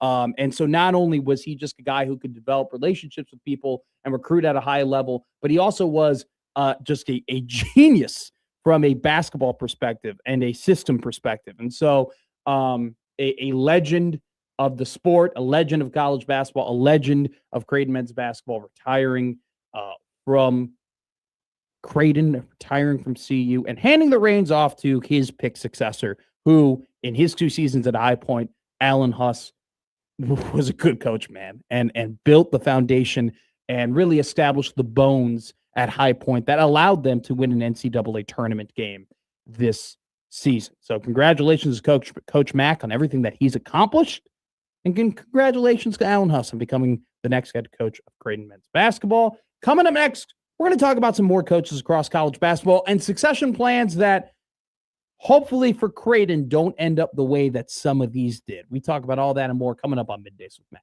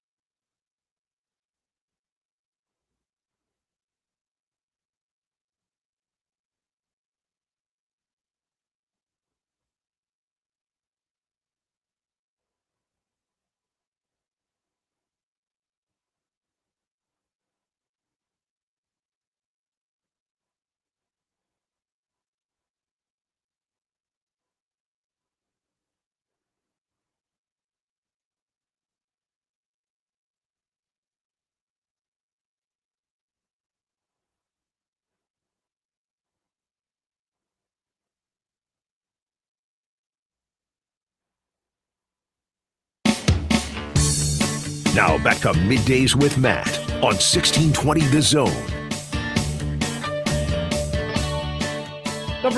Don't forget to call in or text in to the Prairie Flower Casino Zone hotline. 402-951-1620 is the number to reach us at. Also, don't forget to tweet at us at the Liquid Trucking Zone Twitter feed, at Matt Media, at Producer Josh. We have some juicy Sweet 16 matchups that are going to take place this week on Thursday and Friday. Purdue versus number 11 Texas. I guess the new Cinderellas are like the middling power conference teams that barely get into the tournament, that go on some interesting runs and maybe reach the potential that people thought they would reach earlier in the season, followed up by Nebraska and Iowa on TBS at 6:30. Kevin Harlan on the call.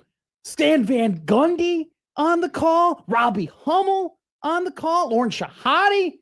My goodness, Josh Schatz. We got the A-team. We got the boys and Shahadi. A text was sent to a friend of mine. Yes. Letting them know that, hey, they don't put Shahadi in just any building. They don't.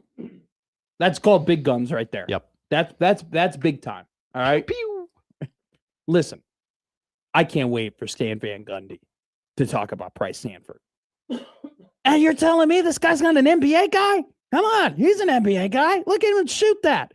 I mean, I've coached shooters before. He's like Turkoglu. When we had Turkoglu, he would just rise up from anywhere. Sanford's got a lot of that in him. I know there's at least 12 GMs in the league that are too stupid to draft this guy.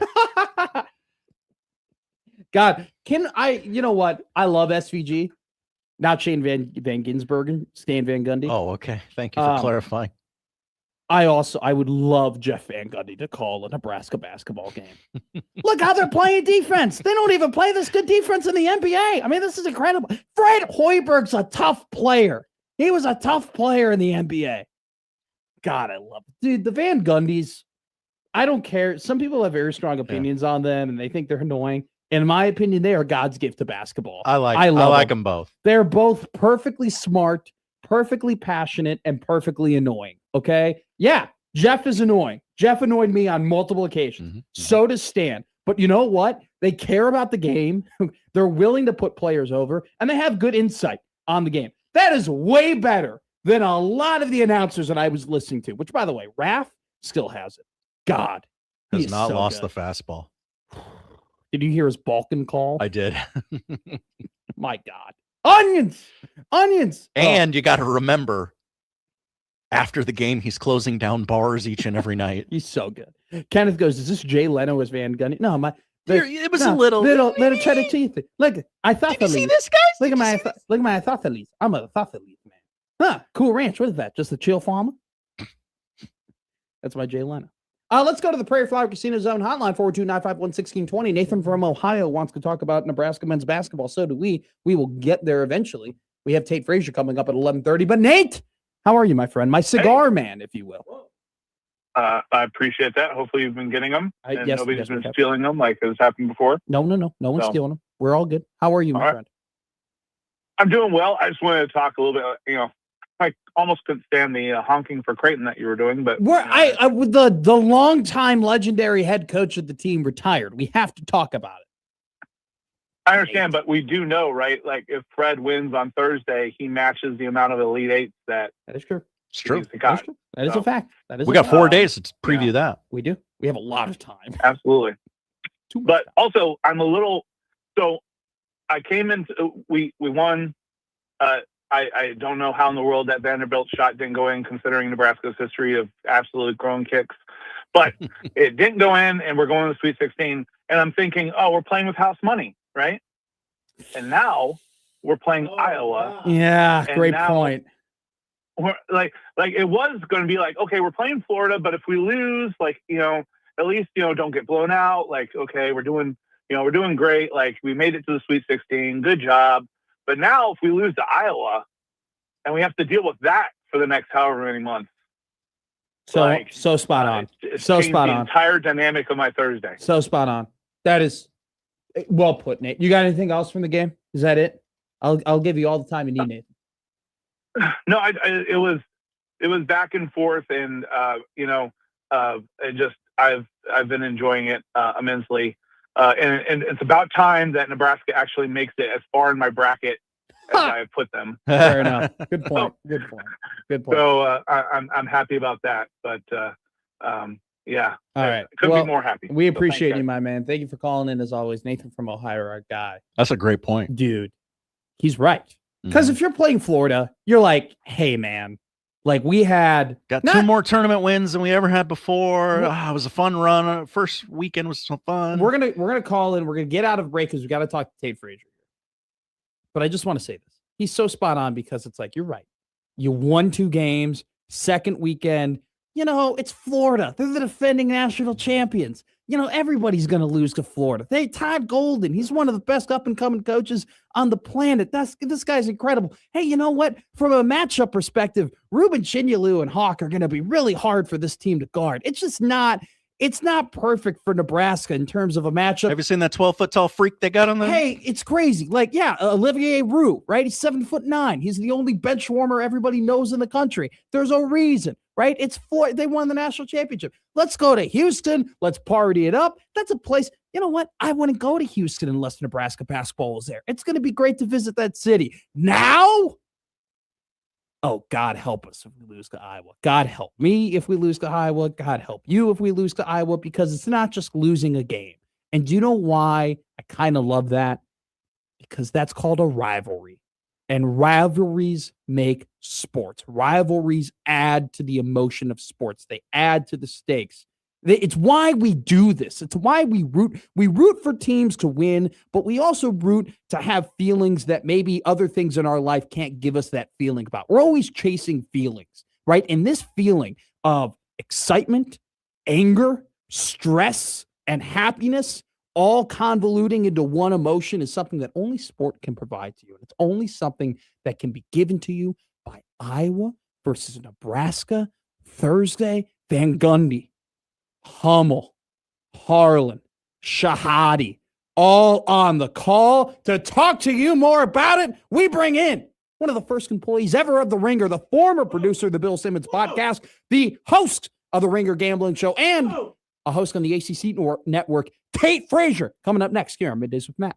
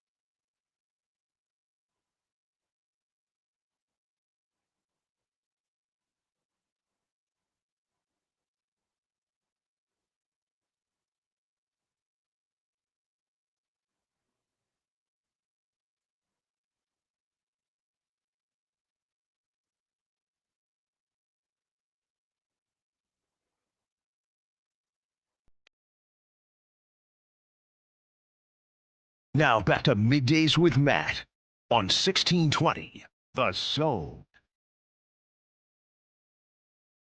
We pride ourselves on big gets. We pride ourselves on being able to book good guests. I take pride in it. Josh Hodson takes pride in it. This one's a big one, ladies and gentlemen.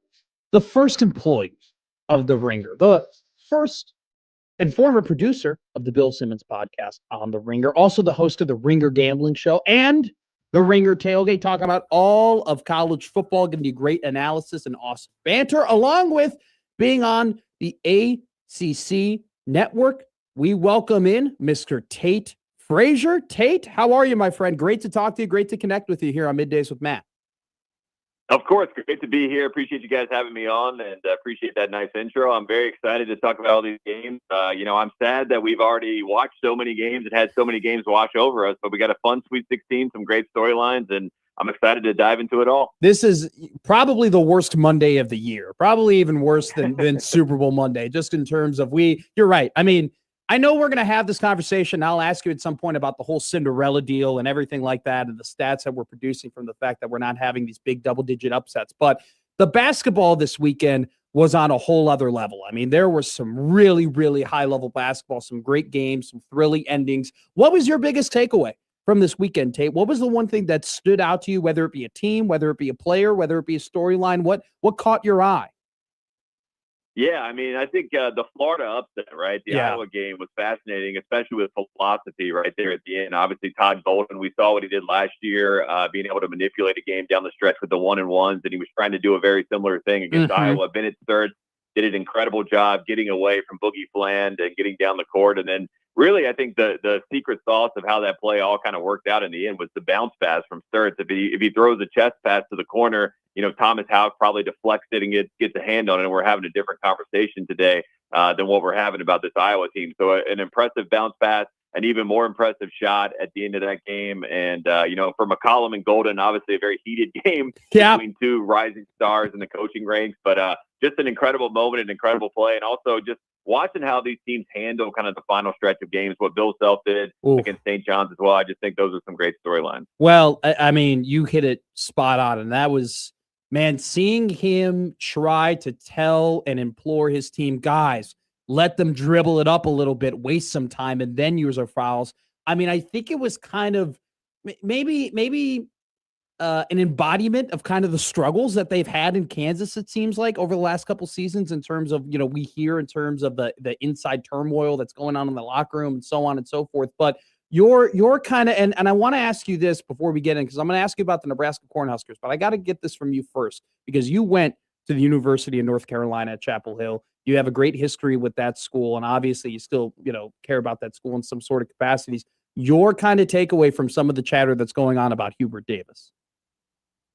Yeah, I mean, it's a situation where it does seem like, the tenure and the time for Hubert Davis is going to be ending very soon. I think some of the national media has jumped the gun a little bit with that conversation. I think it's going to move a little bit slower than people anticipate. I think, Hubert had meetings on Saturday.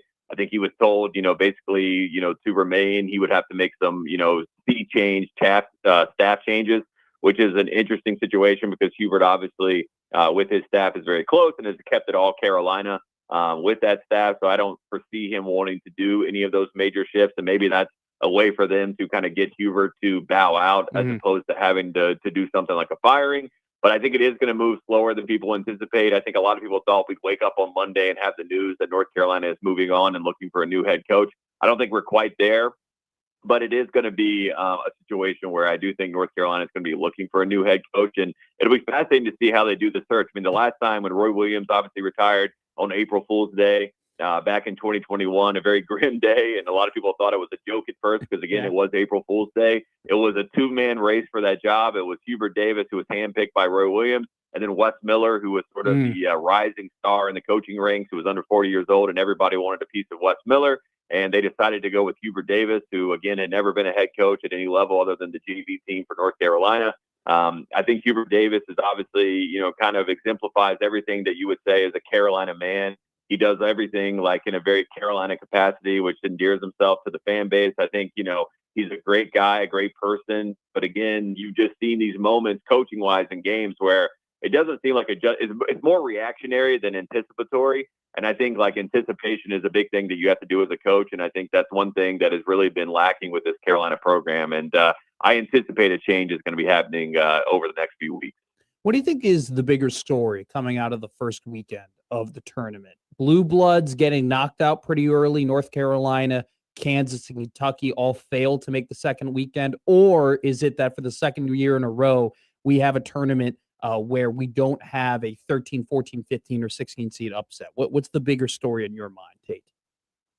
Well, I think the big story is that, now a Cinderella might look like a Texas team who has all the, talent, in theory there, but had a middling season, backdoors their way into the NCAA tournament, and then somehow finds a way to get hot because they're not outmatched or outmanned by any team they go up against, which is what you sort of see with these 13, 14, 15, 16 seeds. And, I'll give a team like Siena credit. I don't think they should have been a 16 seed. And I think if Siena was a 14 seed, maybe they could have made some noise. Wright State was right there in the game with Virginia. They had a real chance to win that game before it went by the wayside. High Point obviously was an incredible story. They don't miss or make the mark when you talk about 13, 14, 15, 16. But of course, they had an incredible upset over a Wisconsin team that I thought could at least make the Sweet 16. So it's not that these teams aren't in the game, so they're not close. But I do think that because of the funnel to the top of talent, right? There's so many guys that we saw at smaller programs that are now stars for these Power Four conferences.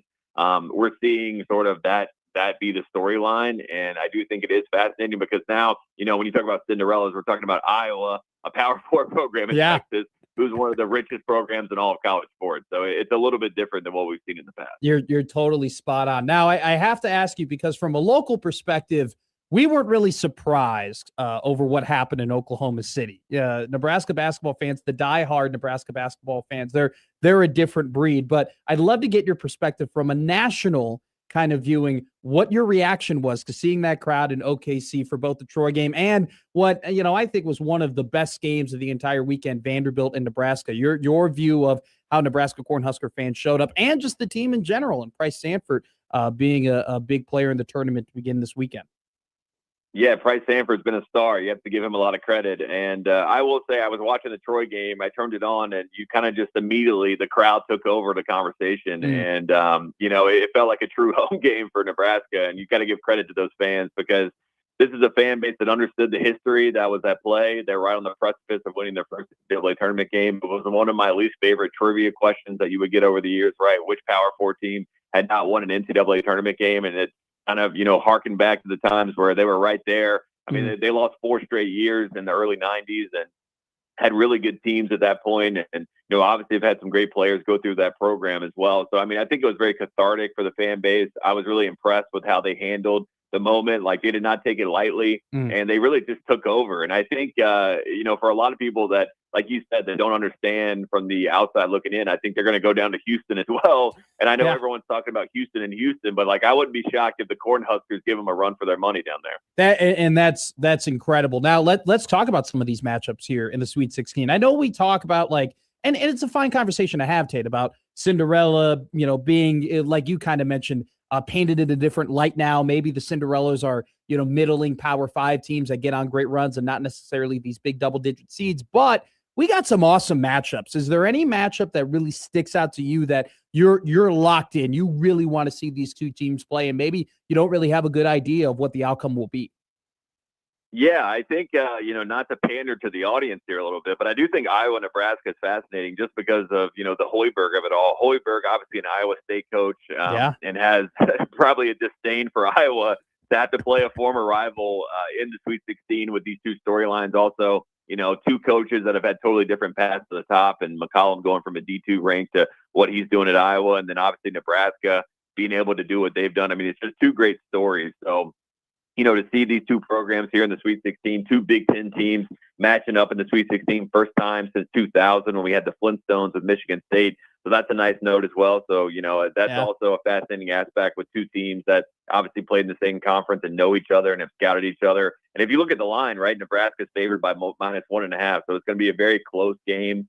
And I'm excited to kind of see what a Sam Hoiberg versus Bennett Sturts looks like. It's got a little bit of a David versus Goliath to it. And I think both these teams have a little Hoosiers DNA to them, And I just think to see them kind of match up is going to be a lot of fun. So I'm excited about that game.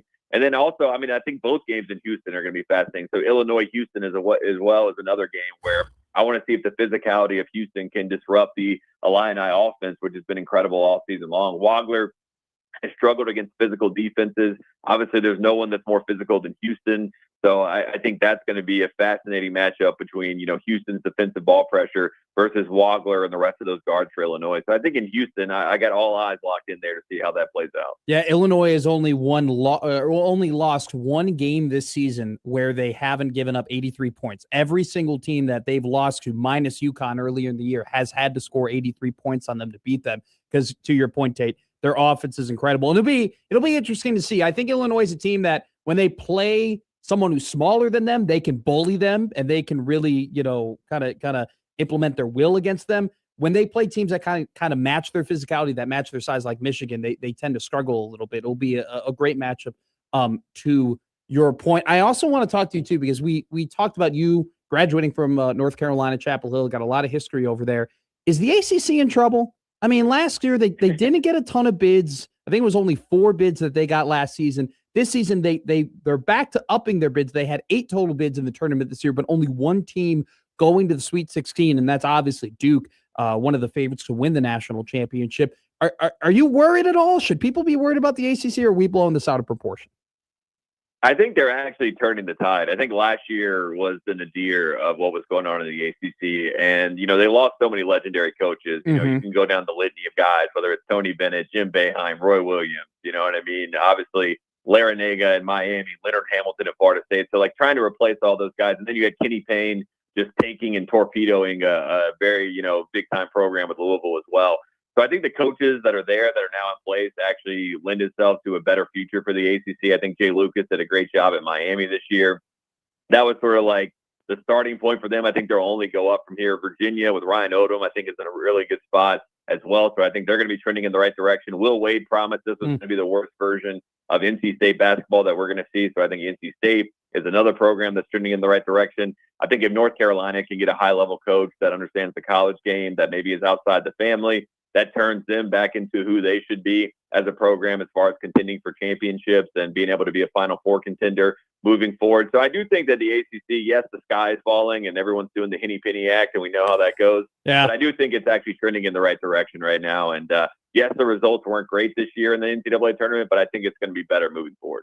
Tate Frazier, the Ringer Gambling Show, along with the Ringer Tailgate, also on the ACC network. Tate, before we let you go, I got one more question for you here.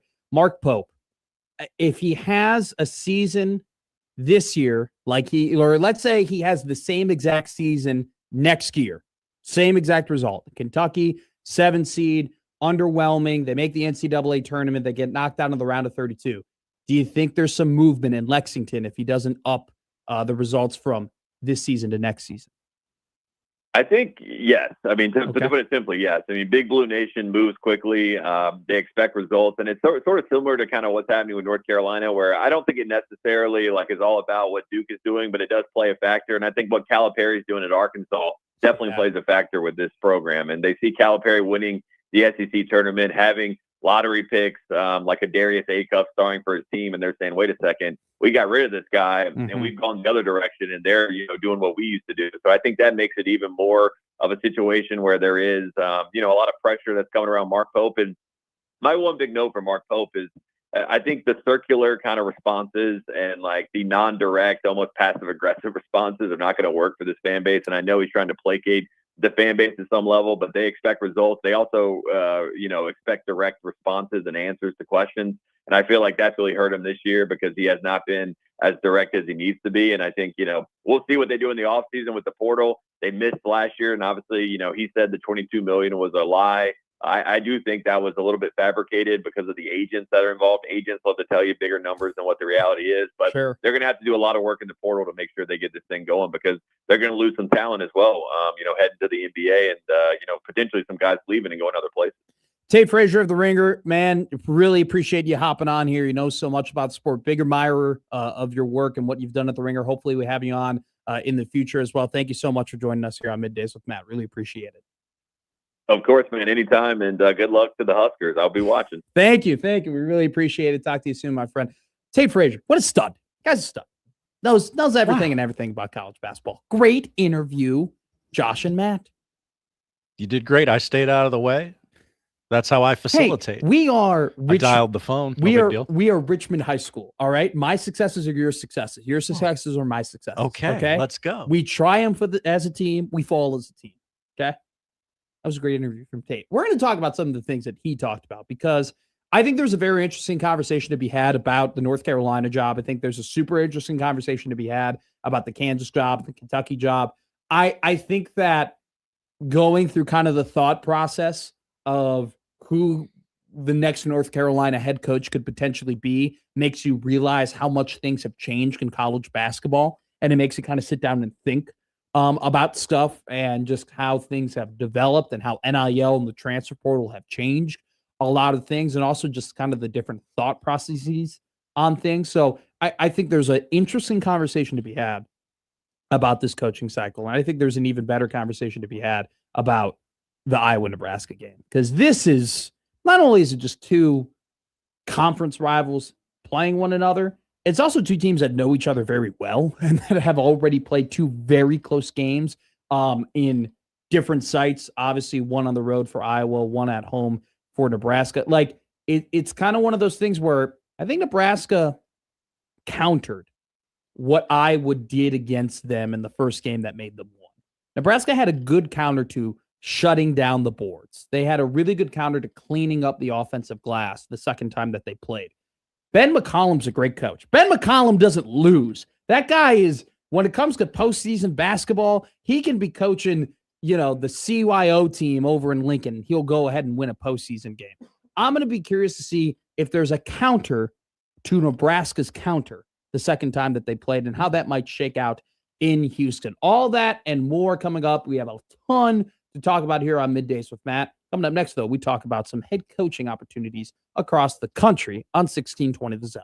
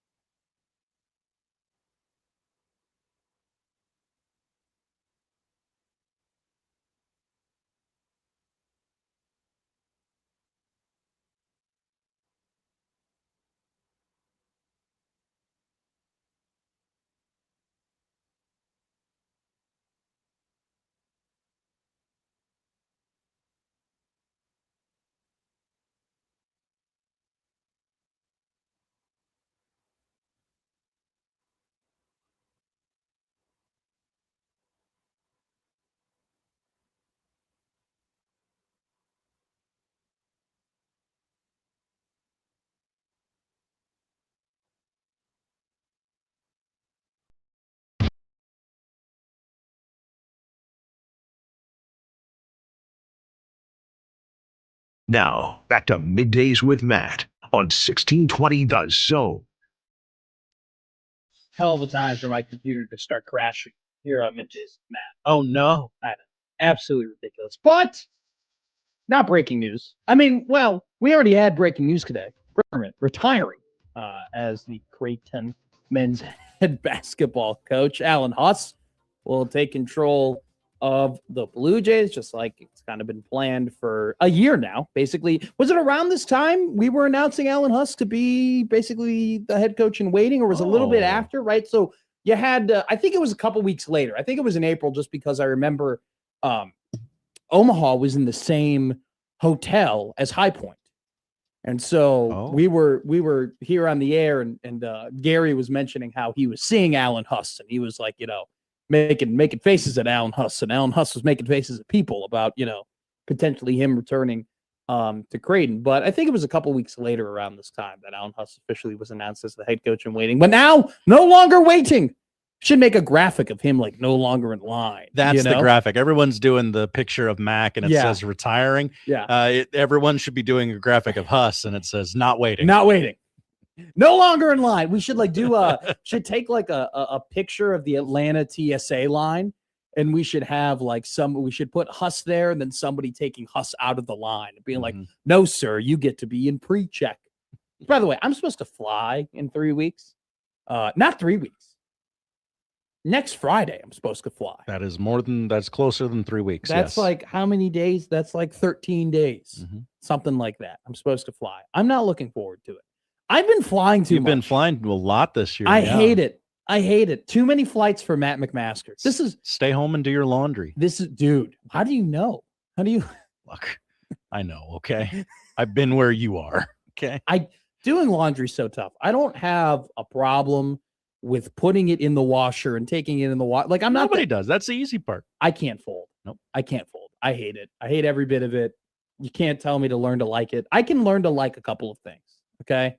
Like when I have to, I can buckle up and be like, you know what, for the greater good, I'll learn to like this person, or I'll learn to like this, not job. I love this job, but like, I'll learn to like this task or whatever it might be. Maybe doing the post-game shows after a certain event, you learn to like, right? You're going to love the taste of Big Red Overreaction, baby. I do love the taste of Big Red Overreaction. Well, I'll let you do some this fall. Did I make everybody establish the fact that I did a lot of Big Red Overreactions? Did I let everybody know that I did 9 of them? You're damn right I would. Absolutely. Would you do it any differently? Would you? No, you wouldn't. No, I literally couldn't. You were the only one available. Why?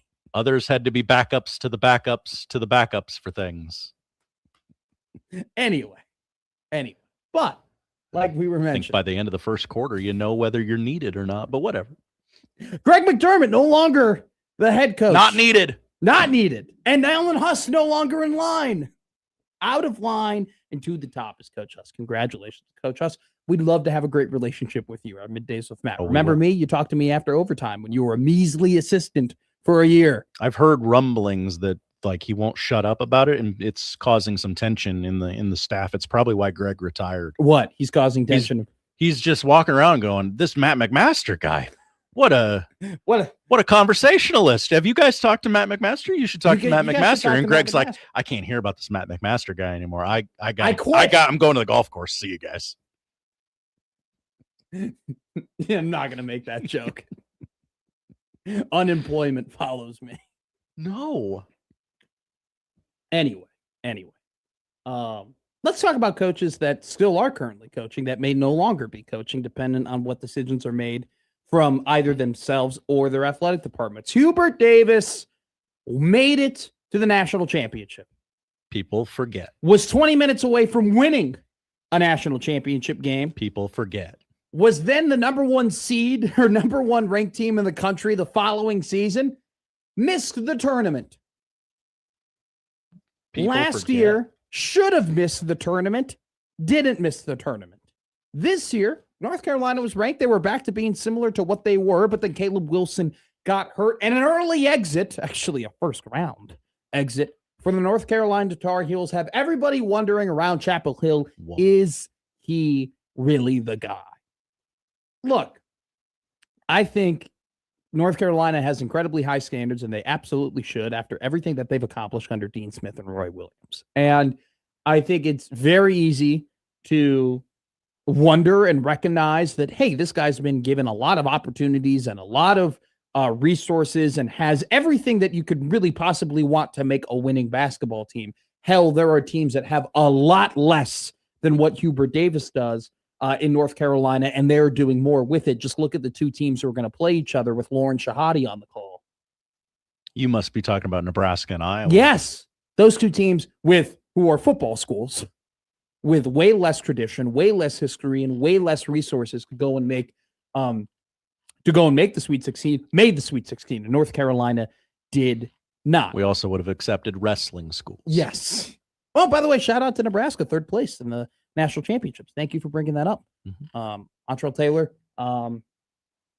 second place, did not defend his national championship, but still incredibly proud of what he accomplished. Same thing with Chris Minto coming in second place in his weight division. Congratulations. Second place finish for Nebraska last season, third place finish this season for Roy Manning's group. Thank you for bringing that up, Josh Hodson.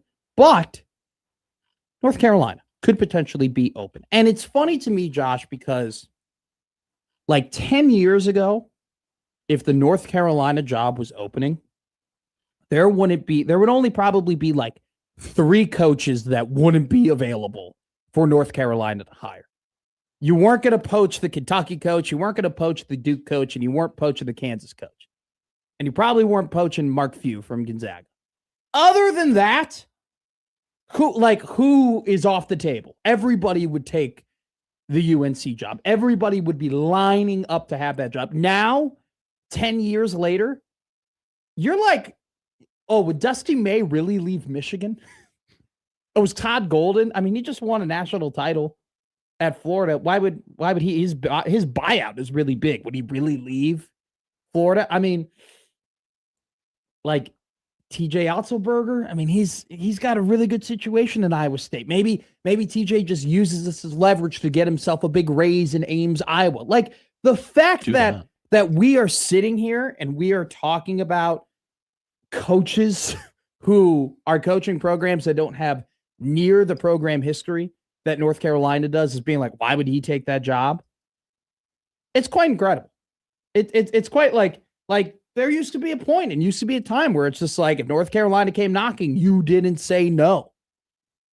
And it really just boils down to, if you have the support, if you have the NIL money, if you have boosters who are lining up, if you have donors who are lining up, if you have an athletic director that trusts you, if you're getting paid a lot of money, if you have job security and you have a crowd that shows up to all your games, why would you leave your place?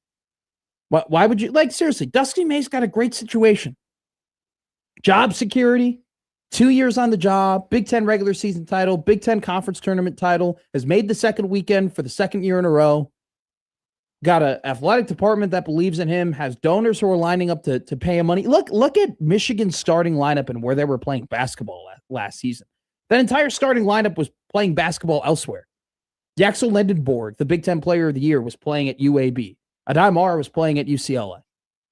Right? Like, Merez Johnson was playing at Illinois. He's got all the resources he can possibly dream of. Look at Todd Golden. He's already won a national championship at Florida. Like, you can't tell Todd, like, oh, you're going to have a better shot at winning here than you were there. No, we already made it to the mountaintop. There's better weather in Florida. There's no state income tax here. I make a ton of money.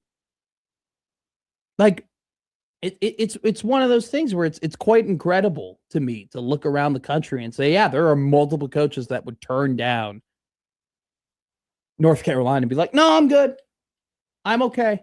And it's one of those things too, where I look at Bill Self, and we heard the stories last year of Hunter Dickinson and AJ Storr and that team just not gelling together, and that team just seemingly not liking one another, and them being a 7 seed and them losing in the first round. And you go and you say, wow, like, all right, like, that's kind of tough. Can Bill win?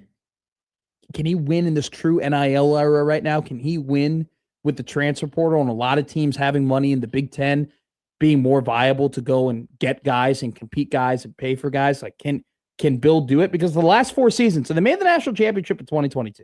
The last 4 seasons, Round of 32 exit, round of 32 exit, round of 64 exit, round of 32 exit. The last 3 seasons, Kansas has not been higher than a 4 seed. Bill Self is one of the best coaches of all time in college basketball. But you have people in this era looking at all the other older, the old guard coaches who had a ton of success before the NIL, and they got out of there. And now Bill didn't get out. And now Bill isn't having near the success he was having the last 4 seasons as he was previously. You have people asking questions about it. Now, I'll say this, Bill Self is, if he decides not to be the head coach of Kansas next season, that's going to be his decision, right? That's totally up to him. I do warn, though, if you're Kansas, it seems like Jacques Vaughn is going to be the slam dunk succession hire. He's already on the staff. He's the heir apparent, everything like that. That's fine. But it hasn't worked out for North Carolina. It sure as hell did not work out for Villanova. It didn't work out for Syracuse, where Jerry McNamara, the coach of Siena, who took Duke to the limit, is rumored to be the next hire, and former Syracuse basketball player, is rumored to be their next hire. But they went straight to Adrian Autry, and it did not work out. And so, do you keep it in the family? Do you have the succession plan, which has worked with Duke and John Shire, or do you go and hire the best guy?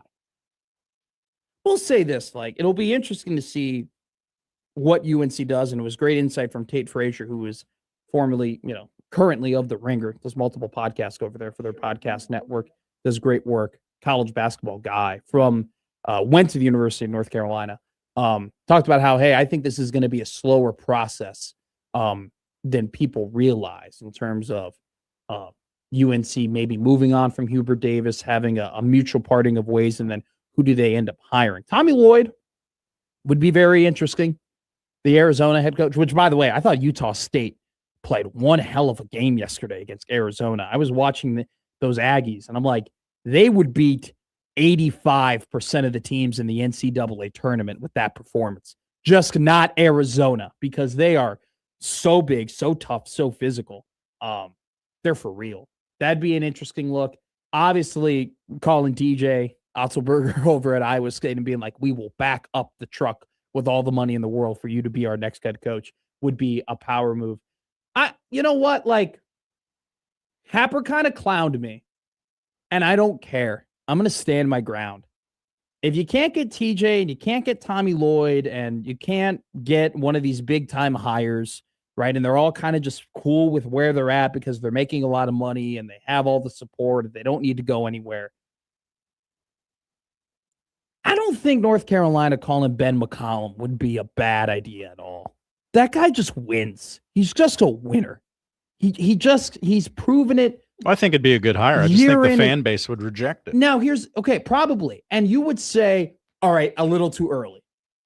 I don't even know if I'd say that. I think the reaction would be like, he's only been a head coach at the Division I level for 2 years, and you're hiring this guy to take over North Carolina? The fan base would say this guy was just what did Connor Happer just say to us during the crossover right here? He was at Missouri State 2 years ago. What do you mean he's going to be the head coach of North Carolina? That would be hysterical. I would rather be early. I would rather be early to the party than be late to the party. Because I want you to ask, and PC's right, UNC would not accept McCollum in a million years. Well, you know what? Hiring the Dean Smith guy and Hubert Davis hasn't really worked out for you either. You just got to hire the dude who's going to put you in the best position to win basketball games. And there are people that are ahead of Ben McCollum on that list, without a doubt. But I'm saying if they get rejected by everybody else, I don't think I'm standing on 10 toes. I don't care that he wouldn't be accepted. He would win. He would win a lot of games, just like in his first season at Iowa led them to a Sweet 16. Haven't done that in 27 years. You'd rather be early to the party than be late to it, because what if you gave Indiana the ability right now to time travel and hire Dusty May a little bit too early from FAU? What if you can give them that opportunity? They would jump all over that right away because he's killing it over at Michigan. So I'm just saying, I don't get I understand he's only been a head coach for 2 years in the Division I level. I understand it. The guy's a winner. And what they did yesterday, they shot 70% from twos against Florida yesterday. Who does that? Like Florida prides themselves on being a tough, long, physical defense, not allowing teams to get to the paint. And they did that all day yesterday and made their shots. It was wildly impressive because he's a wildly impressive coach. Now, it'd be funny. I was a dream job for him. Like he's always wanted that Iowa job, and that's been made very clear. So, he's probably at Iowa for the long haul. But I don't think if TJ says no and Tommy says no, and you go down the list and you're like, ugh, no one really wants this job, or everybody's really comfortable where everybody else is at, I don't think it'd be a bad call whatsoever. Tony wants to talk about Nebraska men's college basketball. Tony, you're on the Prairie Flower Casino hotline. How are you, my friend? I am good. Probably not the right time for this call, but it's about the only time I have, so I'm going to make it. I love it. I got to say, I appreciated your appearance on the I-80 show on my way home on Sunday morning.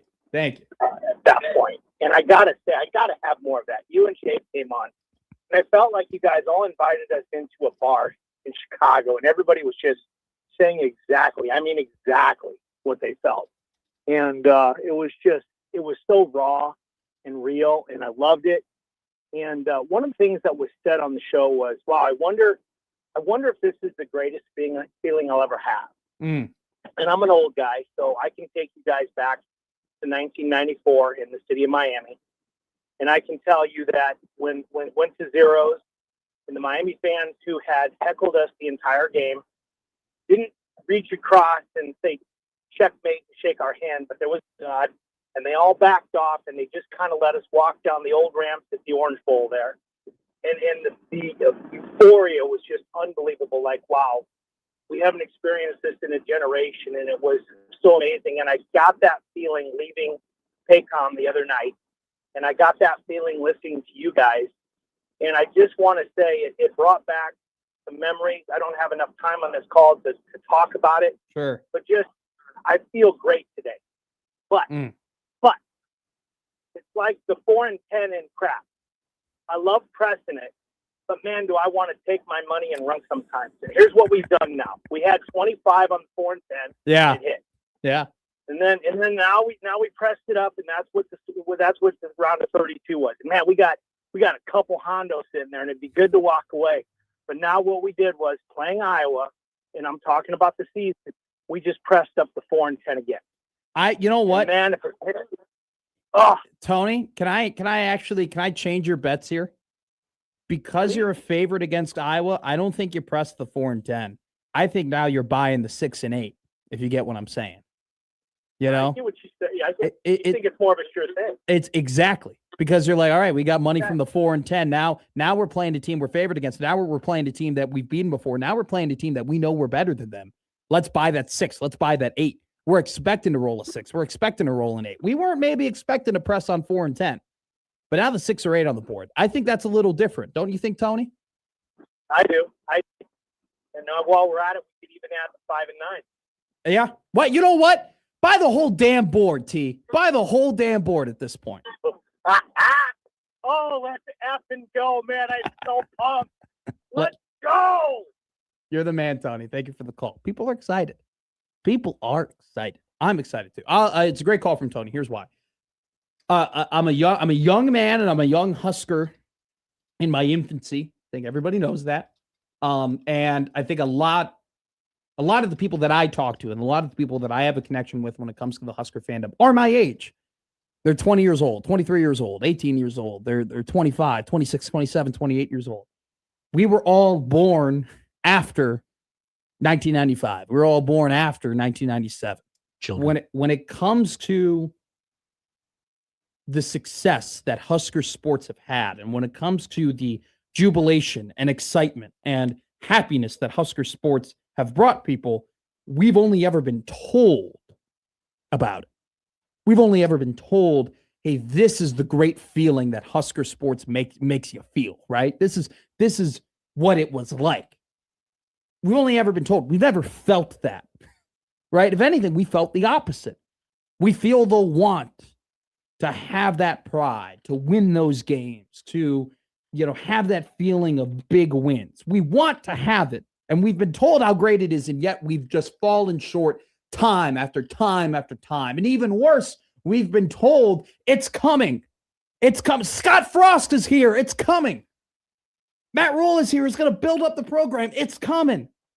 Omar Manning, he was the best JUCO wide receiver. He's going to light it up this year for the Huskers. It's coming. And time after time after time, we've fallen short and we've been way more disappointed than we've been happy. There have been way more times in my time of being a Husker fan and alumni that I've felt more embarrassed watching Husker athletics than proud watching Husker athletics. And that's a fact.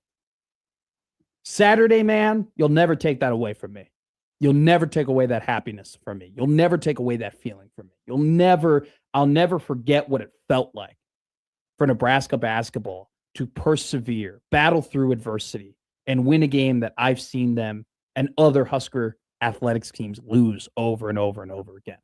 The feeling that all of you, I don't want to call you old timers, but all you people who have seen the national championships, that feeling that you described to my generation, that's what I imagine it felt like on Saturday.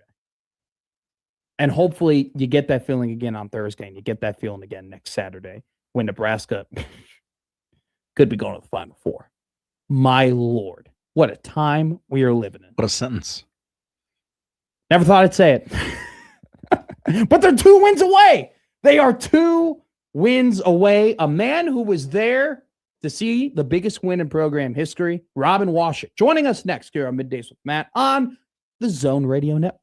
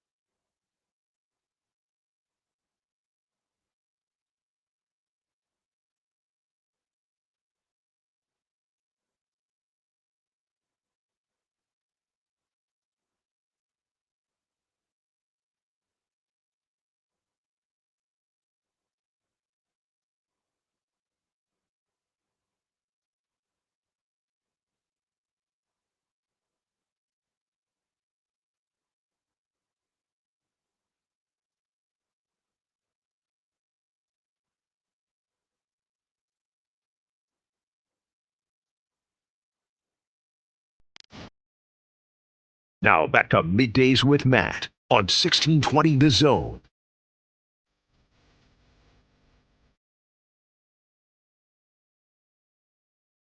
I'm not a FOMO guy. Really not. Kind of established. Sometimes I prefer not to be included in things. You know, You had a great acronym earlier in the phobia, show. Yeah, phobia, yeah. fear of being included. I had have never that. heard of that before. I love it because it's me. Yeah, there were just moments where I'm like, oh, I got invited to this party. I want to be Damn it. invited only so that I can tell you, it just I doesn't can't work make with my schedule. It works with my schedule. I just don't want to go. Let me tell you. But thank you for thinking of me. I had FOMO.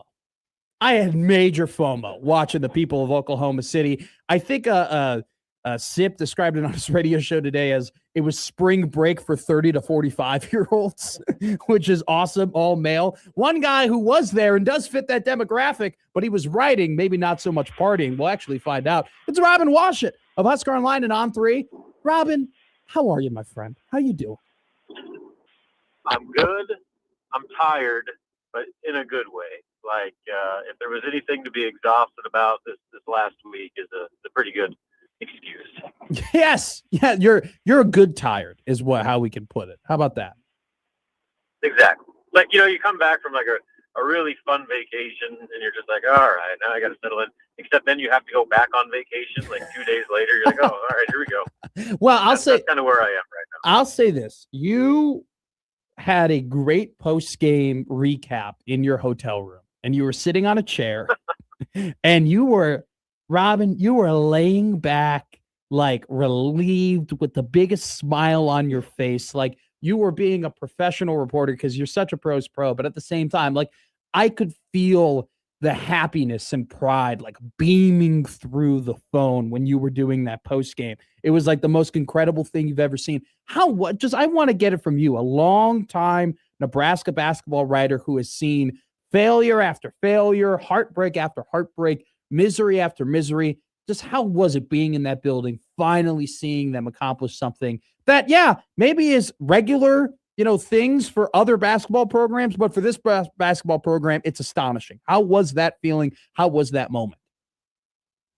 Yeah, I mean, it just felt like witnessed history and did.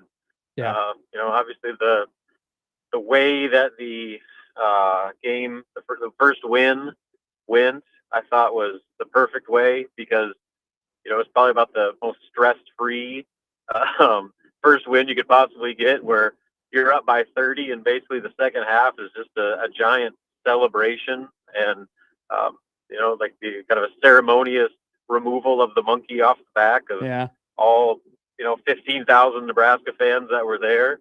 And, it really couldn't have been a better scene and just to kind of sit back and watch that, knowing what, all those fans that for their entire lives have never gotten to experience that was pretty sweet. So, then for me personally, like there were some pretty depressing days on this peak. Yeah. I was back at like the COVID season, like covering Nebraska lose by 20 something to Michigan on Christmas Day in an empty arena.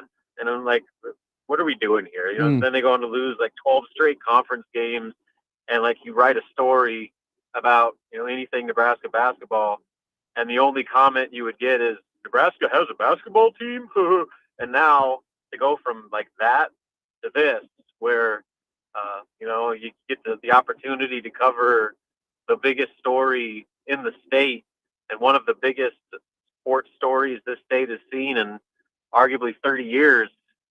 It's one of those things where you're very fortunate and humbled just to be a part of it in some small way. Well, look, obviously Nebraska athletics have accomplished things greater than going to the Sweet 16, right? We're talking about a football program that's got 5 national championships. But for the fans that were born after 1997, this has been, in my opinion, the greatest source of pride and happiness for those fans who weren't able to experience in person those football national championships.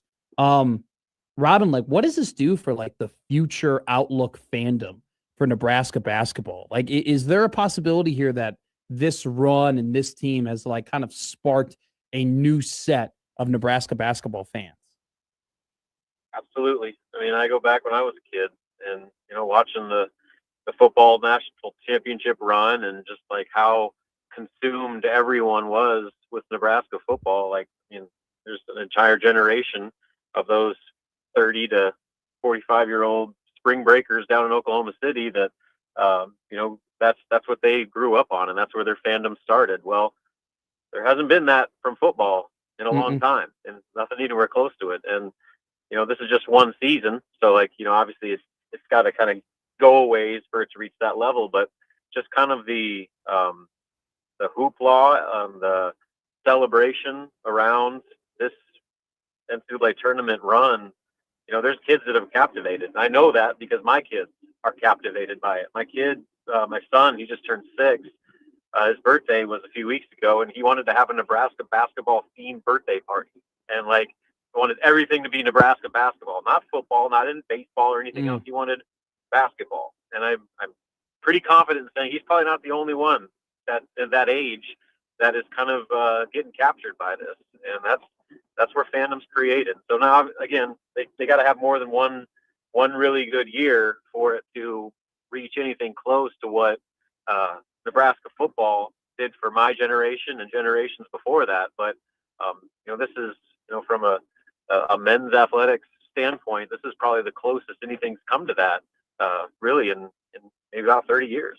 It's kind of, when you're taking like the macro perspective of like making the Sweet 16 being such a big deal to that point, like people who maybe root for other basketball teams that are like basketball schools and have had that success kind of look at that and snicker at that. But like for this program, who had never won an NCAA tournament game until Thursday, it's incredible to just see the joy and jubilation that so many people, like you mentioned, who haven't been able to experience that from a Nebraska athletics perspective. It's been incredible to see that, in my opinion. And honestly, I'm a part of that demographic. I haven't seen Nebraska football really accomplish a whole lot since I've really been indoctrinated in this whole thing. Let's though talk about Iowa and Nebraska. Let's talk about the game. The first time these two teams played, Iowa dominated on the offensive boards. It's why they won that very close 57-52 game.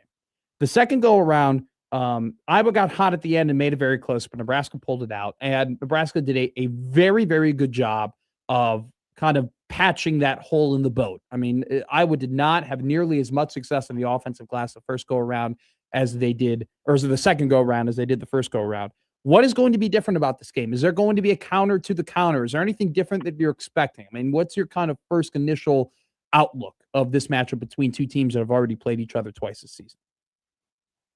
Yeah, I think the fascinating thing for me is just what Nebraska's approach is with Bennett Sturts, because it was obvious in that second matchup in particular that they were not going to let Bennett Sturts beat them, and they were willing to sacrifice leaving other guys open in order to make Iowa's role players have to win that game. And to their credit, guys like Cooper Koch and other players stepped up and had big games, especially down the stretch, that made that an overtime, all the way down to the wire type game. But does Nebraska continue with that same approach where they're like, we're going to let anybody else but Bennett Sturts beat us? Considering like Bennett Sturts didn't play all that well. From a scoring standpoint, what he 0 for 9, 0 for 10 from 3-point range against Florida, and you just got to wonder like what the mileage of this season, what kind of toll that's taken on him. He's played 40 plus minutes. I thought they showed up the graphic where he's like sat like 7 minutes over the last like 11 games or something like that. Like, I don't care how in shape you are, like that is going to take a toll on your tread a little bit on those tires. Yeah. So does Nebraska maybe back off that a little bit? It has to be to a small degree, because if you give a player like that an inch, he'll take it. But they made him such a focus in that rematch, the Senior Day game, that again, it allowed other players to kind of go off. Like, do they maybe pick their spots a little bit more, or just kind of what the defensive approach is in round 3? Because obviously there's massive adjustments made from game 1 to game 2. The level of familiarity between these two programs with each other, and tendencies and strengths and weaknesses, I don't know if it gets any higher than that. So both coaches, this is going to be a fascinating chess match here over the next few days about how schemes and different ways they attack are adjusted, and if they try some new wrinkles that maybe they didn't do in the first game. So this is going to be as much of a coach's game than anything else, just given how, one, evenly matched these two teams are, and two, just how much they know each other inside and out. You're right. I mean, interesting wrinkles might be in store, just like that 1-3 run zone in the last 5 minutes of the game against Vanderbilt. And you had some great stats there that I stole. Only 5 points in the last couple of minutes against that 1-3 run zone. Vanderbilt did have, and only 2 of 8 from the field. An incredible job from Lesnar and Hoiberg coaching the boys up. Speaking about Hoiberg, he's going to talk to the media in 8 minutes. So we're going to let you go, Robin. Thank you so much for moving your time slot up for us. Thank you so much for your conversation. You've done a great job this year covering this team. Kudos to you. And we look forward to seeing your coverage in Houston. Awesome. Thanks, man. I appreciate it. Appreciate you too, my friend. Robin Washut of Husker Online and On3. The chat's going off right now. There's a lot of people who are mad at each other about certain things. I'm just saying, if you were born in 2000, from a male, and I want to make clear, from a male athletics perspective, okay, because the females have killed it. Volleyball has done an absolutely phenomenal job. They've won national championships. But from a male athletics perspective, if you were born in the year 2013, if you were a 13-year-old kid, you have never seen Nebraska football win more than 9 games in a season. Okay? If you were born in 2013, you've actually only seen Nebraska football have a winning regular season like 3 times. Okay? There has just been not a whole lot of source of great male athletics for you if you are 10, 12, 13 years old. Even if you're my age, like even if you're born in 2002 and you really don't have like Husker memories that you can harken back to until like 2007, 2008, when you were 5, 6 years old. Yeah, you had the last couple of years of Bo in the Big 12 and like them, the conference championship games and all that stuff. But then like the last 15 years for men like me, okay, it's been tough. It's been tough from a male athletics perspective. There's just not a lot of great memories and great moments. And it's just one of those things where this team doing something they have never done before, the way they were built, the way they play. There's so many likable players on this roster. The emotion and excitements that so many of these games have brought. This is a season to never forget. You will never forget the season for Nebraska men's basketball. And look, I want to make this point again. Yeah, making the Sweet 16 is not like the feeling that it gives you is not the same as winning a national championship. I'm not saying that. That'd be a ridiculous statement. I never said it. But it's this, like how Nebraska basketball has made me feel and how Nebraska basketball has made others feel who weren't alive for those national championships. It's the closest feeling, like the closest best feeling we've had to that. And I think that's something to mention. And I think what did Robin Washut just say? He's got a little kid, got a boy, young man, grown up. He had a Nebraska basketball birthday party. Didn't have a football party. He had a Nebraska basketball birthday party. That speaks volumes. If you build it, they will come. Money equals momentum. Remember that. We're going to talk about that next with Fred Hoiberg here on Middays with Matt on the Zone Radio Network.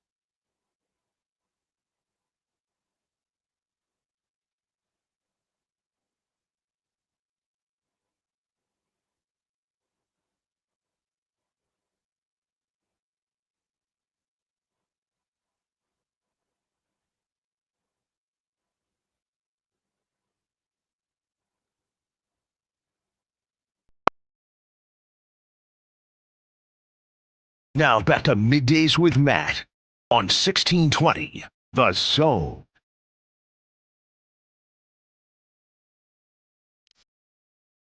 Hey, Husker football has a spring game this weekend. No. What? We're not previewing the spring game. What? We can talk about it next Monday. You know what? I can only preview the spring game if they actually allowed us to go to practices. What's there to preview?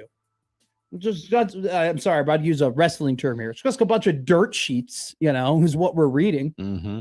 We're not really reading anything about rumors. Yeah. Oh, this one Husker former football player who was at this practice who I know told me he thought this. Like, that's all we've got. Apparently, Calandria looks fast and Quasi Gilmer is great. And there's what's there to preview? I mean, Isaiah Harris was the spring game MVP like 3 years ago. I ended up playing at Kearney. It's not like you have. I mean, I'm just saying. And just in my time, it's not like these things have been totally significant. Other than the spring game was a very good excuse to like go and tailgate again and get plastered in the spring. Remember, there's a great bar over there called Beer House. It's like a German bar that they got going in Lincoln. They opened up their rooftop like my senior year of the spring game. It was insane. That's my favorite memory. Going to that rooftop bar. But anyway, they have it. Not that anybody really is paying attention to it because, hey, Nebraska basketball is going to the Sweet 16. Money equals momentum. And momentum equals money. If you build it, they will come, man. If you build it, they will come. And I don't think there's really like tradition and history and connections and the ability to recruit definitely still matters. Don't get me wrong. It's still college basketball. There's still the foundation of that stuff. But with NIL and the money and the ability to acquire players that you previously weren't really able to acquire before, coaching matters more than ever. Okay. And I want to read this great tweet from guy Aaron Torres on Twitter. He goes, only things that matter in 2026, competitive NIL and the right coach. Do you know how you get a competitive NIL? You win. Sean Callahan wrote in his weekly rundown today. About the churches? No, not about the churches. Oh, okay. I did have one tweet pop off, though, about the churches. I made a church tweet. People loved it. Careful. What? I said that you don't think that ball rimming in and out had anything to do with Husker fans going to church? Maybe they made good on the maybe front saying end. ball rimming in and out and then bringing up the church probably isn't the best use of words. But anyway, Sean Callahan wrote this in his weekly rundown today. Deals behind the scenes are already being made to secure some of NU's key roster pieces for the 2026-2027 season. That's about Nebraska basketball. Okay? Are they going to tweet another photo of him on the phone? It's a great photo. Don't get me wrong. It's an awesome photo. But it's like somebody told me at the College World Series last year that Nebraska basketball was a bad investment. And I damn near lost my mind. Because I'm like, were you not at Pinnacle Bank Arena the last 2 seasons? Have you not seen what a mediocre bubble team draws at the Vault? Have you not seen the excitement that Fred Hoiberg and his style of play and his roster can bring? Like, what do you mean it's a bad investment? And people are now realizing that, hey, when basketball is winning and basketball's playing at a high level, it's a great sense of pride and a great sense of joy. When they're playing in these big games on a national stage, this crap matters and it carries. And, M equals M is what I'm going to keep saying. Money equals momentum and momentum equals money. If you create momentum, you will be given the money. And if you are given the money, you can create momentum. But if those two things aren't balanced, someone's leaving. If a coach is creating the momentum and he's not being given the cash to go and create a roster and be competitive with other teams across the country, do you know where he's going? Somewhere that will give him that money. Someone that will provide him those resources. And if you are being given the money as a coach and you're not creating the momentum, we're going to find someone who will. We're going to find someone who will win those games. Look at Jerome Tang in Kansas State. Clear example. So it's one of those things where good coaching matters more than ever in sports. And Fred Hoiberg, man, he proved it. I thought it wasn't just the 1-3-1 zone. That's the easy thing to look at. Hey, they switched up their defense with a couple minutes left to go. No. They had a 7-man rotation. Okay. They weren't playing more than 7 guys. They were going to play Kale, Frager, Hoiberg, Masks, Buchton, Lawrence, Sanford. That's who they were rolling with. No one more, no one less. And they got into major foul trouble. Major. And even from the jump, from the get-go, they had guys who were just picking up fouls left and right. And Fred had to coach his ass off, man, to make the right rotations, could get the right lineups out there, to manage the foul situation perfectly so nobody fouled out and nobody got caught with too many. And then the last couple minutes of the game, what does he do? Okay, hey, we just got to get out of here with these couple fouls on each of our guards. We're gonna put in Leo Curtis. We're gonna make this kind of jumbled up lineup. And what happens? Leo Curtis gets a dunk. Leo Curtis had a dunk in that game. People forget. I also want to apologize to somebody. Barricade Buchton was the victim of a lot of Matt McMaster-isms last year. Okay. I reamed Barricade a lot. I got on Barricade a lot. Said some things that I wasn't incorrect about at the time. But that dude, what he fought through last year and, the growing up that he did as the season went on to then be a key part of what is the greatest Nebraska basketball team of all time. And then having the incredible performance he had. It was his best offensive performance by far. Cutting to the basket, making big buckets, late in the game. Had that 7 minutes left. He had that drop step to the basket. Got for a layup. I mean, he was phenomenal. Efficient, aggressive, smart. Did his job on the boards, did his job on defense. I want to give a shout out to Barricade. He stepped up. But I'm telling you right now, man, Fred Hoiberg, a lot of his success had come from things that happened over a decade ago at Iowa State. And he proved his chops. Not that he needed to. I think everybody knew he was a damn good coach. But he proved it on Thursday, and he proved it on Saturday. And it doesn't shock me in the slightest that there are apparently donors lining up, that there are smart businessmen who wear the scarlet and cream who are like, I want to give money to that. I want to support that because how they make me feel is great, and I want more of it. Football could take a lesson from that. Football can learn a lot from that. What success breeds. What results breed. And results breed money. And money breeds momentum. And momentum breeds history. And that's what Nebraska basketball accomplished over the weekend. Coming up next, we'll make some general NCAA tournament evaluations and observations. And is Cinderella dead? We'll talk about that next here on the Zone Radio Network.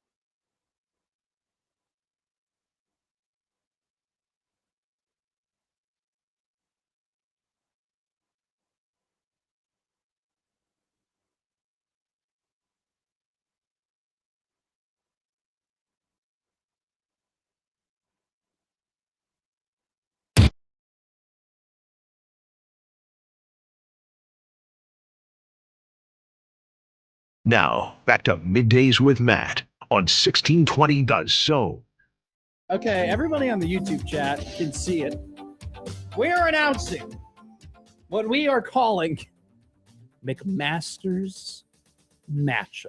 Okay? What does that mean? Well, the Masters is right around the corner, everybody. All right? We are only a couple weeks. Georgia. Oh, sweet song. What a great song. Saw a bunch of previews for it, commercials during the basketball this weekend. In February, when they give you that first Masters commercial. Yeah, it's usually during like the 3 p.m. NFL game. Dude, like, whoa. Everybody just flips their head around. They're like, oh my God, it's here.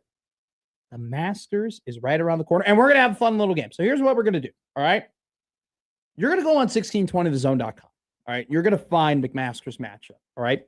And what you're going to be asked to do is you're going to be asked to sign up to be included in McMaster's matchup. What does that mean? Well, here's what we're doing, okay? We're going to put you in a pool. You're going to sign up, and we're going to put you in a little pool with a bunch of people, all right? Then, on April 7th or April 8th, find out, we're going to draw names from a hat. We're going to randomly select those people in that pool, people who signed up to be in that pool, okay? We're going to select 20 names.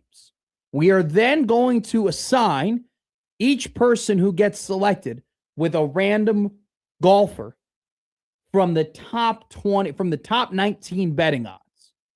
And then the 20th golfer will just be the field, okay? Mm-hmm. So, for example, Josh goes to 1620thezone.com. He signs up for McMaster's matchup. His name is put into the pool. All right, I put my hand. Oh, Josh, I selected you. You know, there were 80 people in the pool. Wow. We only select 20. You're one of the 20 who are selected. All right, Josh, let's go to this other little bin. We're going to go and pick you a golfer. Oh, Josh, you got Rory McIlroy. Will they go back to back? Oh, my God, Josh, you have a chance to win. And if Rory wins the Masters, Josh, do you know what you get?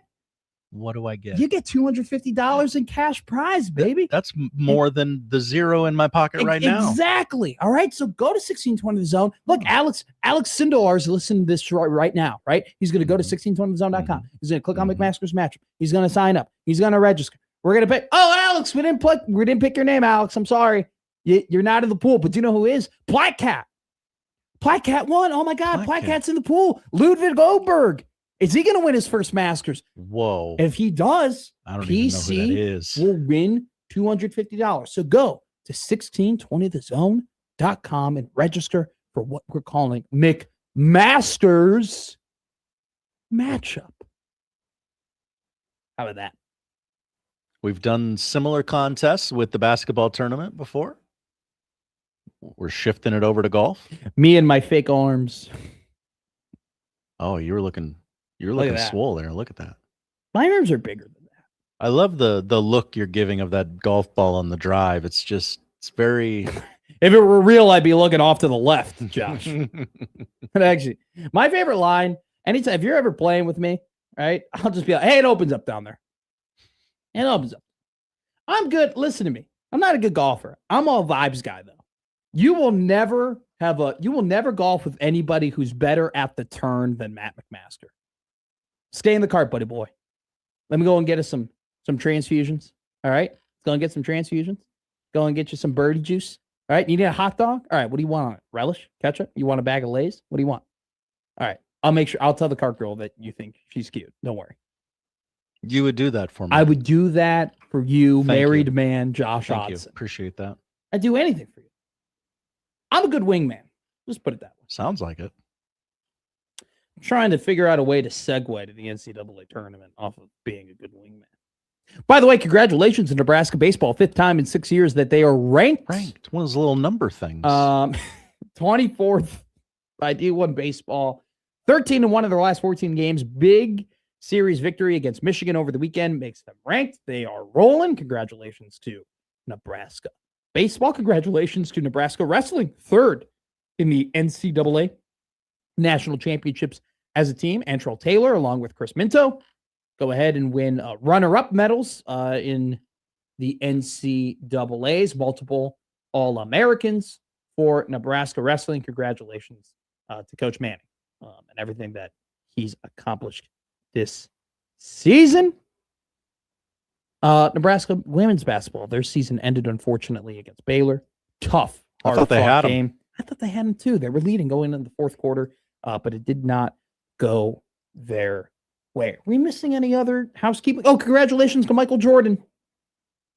MJ. There's some chatter going around. Not that really anybody really cares. Just being honest. Okay, it's NASCAR. I love NASCAR. But Michael Jordan was in a pretty big lawsuit during the summer against NASCAR. Pretty well publicized. It's actually the way that a lot of people recognized. Oh, Michael Jordan owns a car. Yeah. Not a lot of people knew that before they saw him walking in and out of court against NASCAR.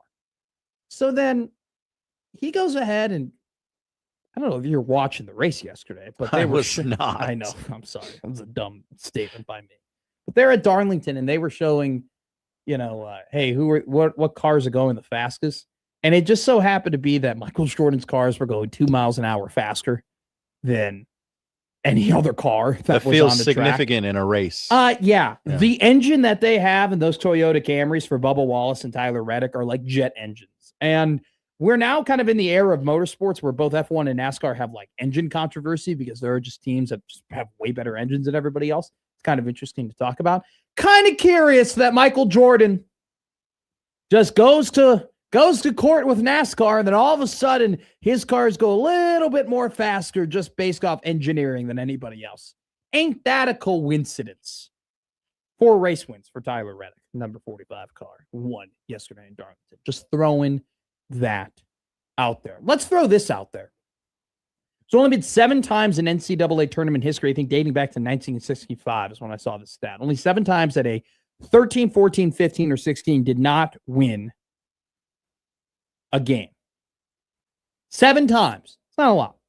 We're coming off a time, and by the way, in like the 2010s, I was looking through like all the upsets that occurred. It's like we were at a point like 12, 13, 14. We were getting like multiple 3, like 2 to 3 every year of 13 over a 4, 14 over a 3, or a 15 over a 2, or some crazy like that, right? I mean, hell, we saw twice 16s beat once. Well, we saw UMBC in the 2010s and then 2020's FDU. But we've now had back-to-back years where there's no 13s over 4s, 14s over 3s, 15s over 2s, or 16s over 1s. And I think a lot of people are upset about that. Now, look, I'm not going to make like this very broad statement that Cinderella is dead. Cinderella isn't dead. It's only back-to-back years. I think I need to see it happen one more time for me to really make that strong statement. Is Cinderella dying, or is the Cinderella runs more unlikely than what they've been in the past? Absolutely. Absolutely. I want to read a tweet from former writer here in Omaha, Mr. Dirk Chapman. Dirk. Yes. We haven't had Dirk on the show. I haven't talked to Dirk actually since I've gotten this job. I don't think Dirk actually remembers me either. He was like a mentor for broadcasters at the College of Journalism. Haven't seen the guy in forever, but he had a great tweet. He's a good tweeter, that guy. He tweeted, low majors used to have dudes, seniors too. Now, every time they get one, they get promoted to a high major. Spot on, right? I mean, this is a big proponent of what we're talking about here. You make, an all Summit League team, you make an all Sun Belt team, you make an all MEAC team, you make an all MAC team, you make any of those conference teams, immediately your name shoots up to the top of the board of potential transfer portal candidates, right? Purdue is in the Sweet 16. Okay, and Purdue's playing some of their best basketball of the season. You know why Purdue's playing some of their best basketball of the season? I got a guy named Oscar Clough, okay, who is playing at a very, very high level right now. And I thought he was probably their most important player when they ended up winning 4 games in 4 days in the Big Ten tournament, which kind of sparked this run that they're currently on, 6 wins in a row, looking like the team that was preseason ranked number 1 to begin the season. You know where Oscar Clough played his basketball last season, Josh Hudson? Oh, no, I have no idea. He was at South Dakota State. SDSU. He was in the Summit League. Jacks. He was one of the best players. Wasn't better than Markel Sun, though. Who is? He was one of the best players in the Summit League. A very highly competitive prospect that a lot of people wanted to, get his services. He ends up going to Purdue, right? I mean, you can kind of go down the list of a lot of these just high level. Look at Bennett Sturtz. Great player. He was playing at Missouri State a couple of years ago. He was playing at Drake last year. These guys just don't stick around anymore. They just, as soon as they end up having success at the mid-major or low-major level, somebody comes in and poaches them and grabs them right away. And you can't stop that. You can't blame them. I got to tell a guy, hey, don't go. Hey, Oscar, shame on you for staying in the Summit League or for not staying in the Summit League. Shame on you for going to a power conference. Shame on you for going to a known brand like Purdue where you're going to get so much more attention, where you're going to get a lot more money to play basketball. Shame. Absolutely not. You can't stop these guys from doing it. You can't blame them from doing it. But because it's happening, you're getting less and less Cinderella stories. But I think we also have to acknowledge the other side of the coin here. Because before the NIL era, before the transfer portal era, when you were put in a mock draft, when you were slotted to go, whether it be in one of the first 60 picks, whether it be a first-round pick or a second-round pick or a lottery, when you were dubbed, hey, you're probably going to get drafted, you left. You said, sayonara, peace out. I'll talk to you later.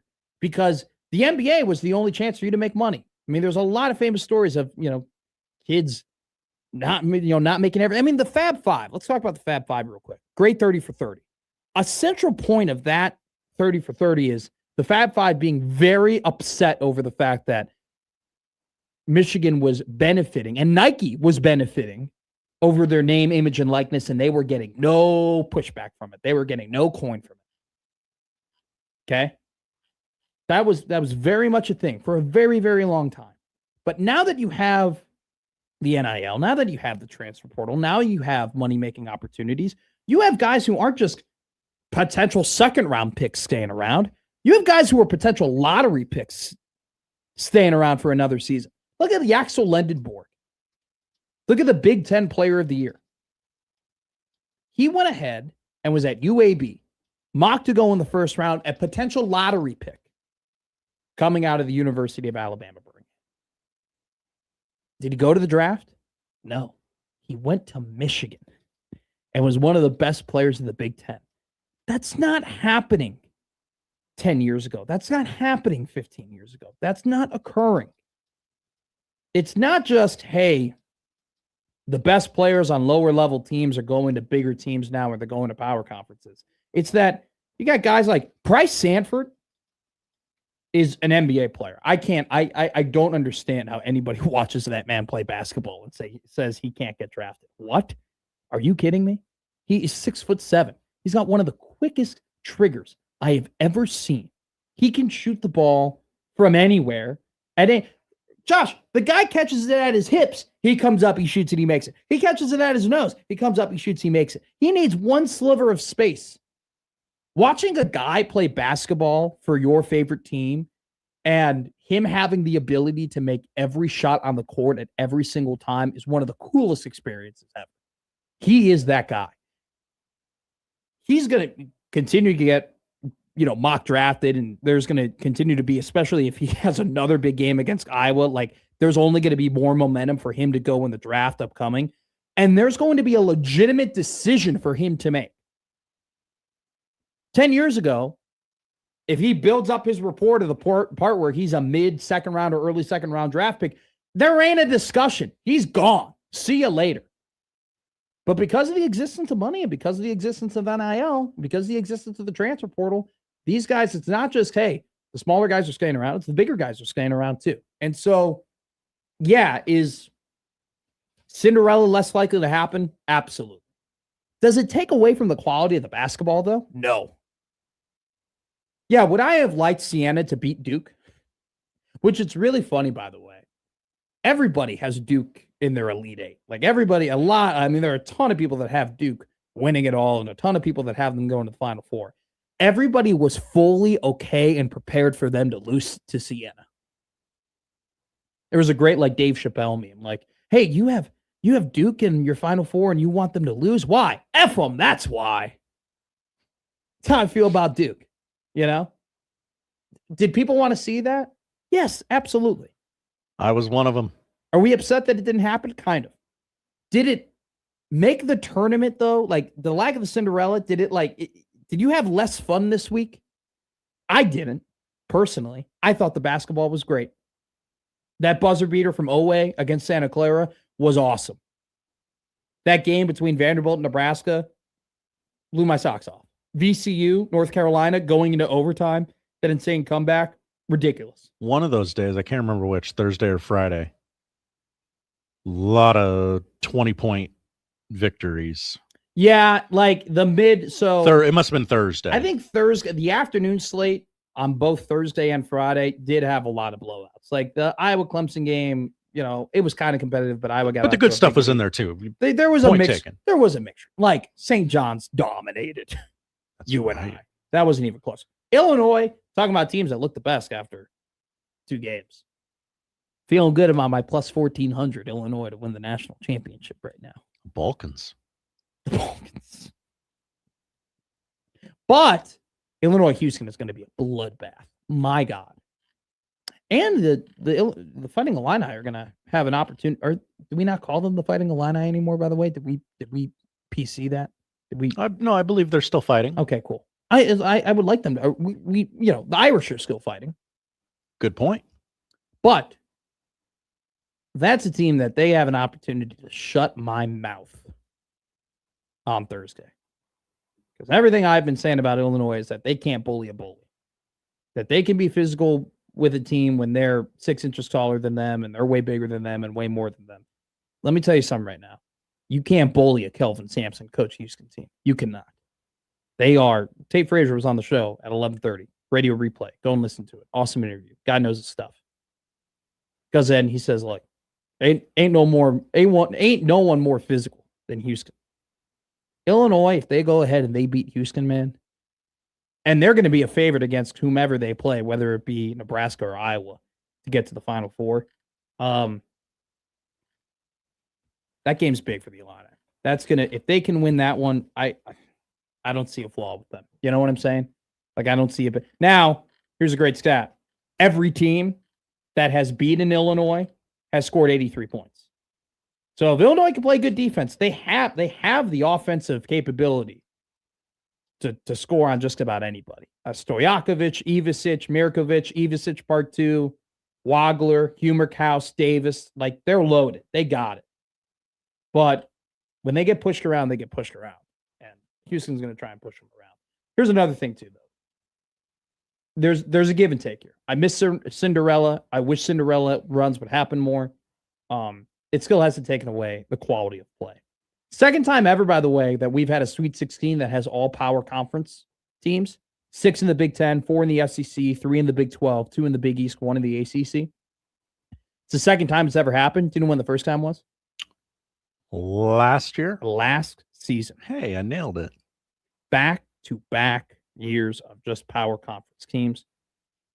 Granted, we're typically used to Gonzaga being in this pool, and it's not like we've had an abundance of years where we're have 5 or 6 or 7 of them. You know what I'm saying? But still, should Mark Few be fired? People are asking. No, he should not.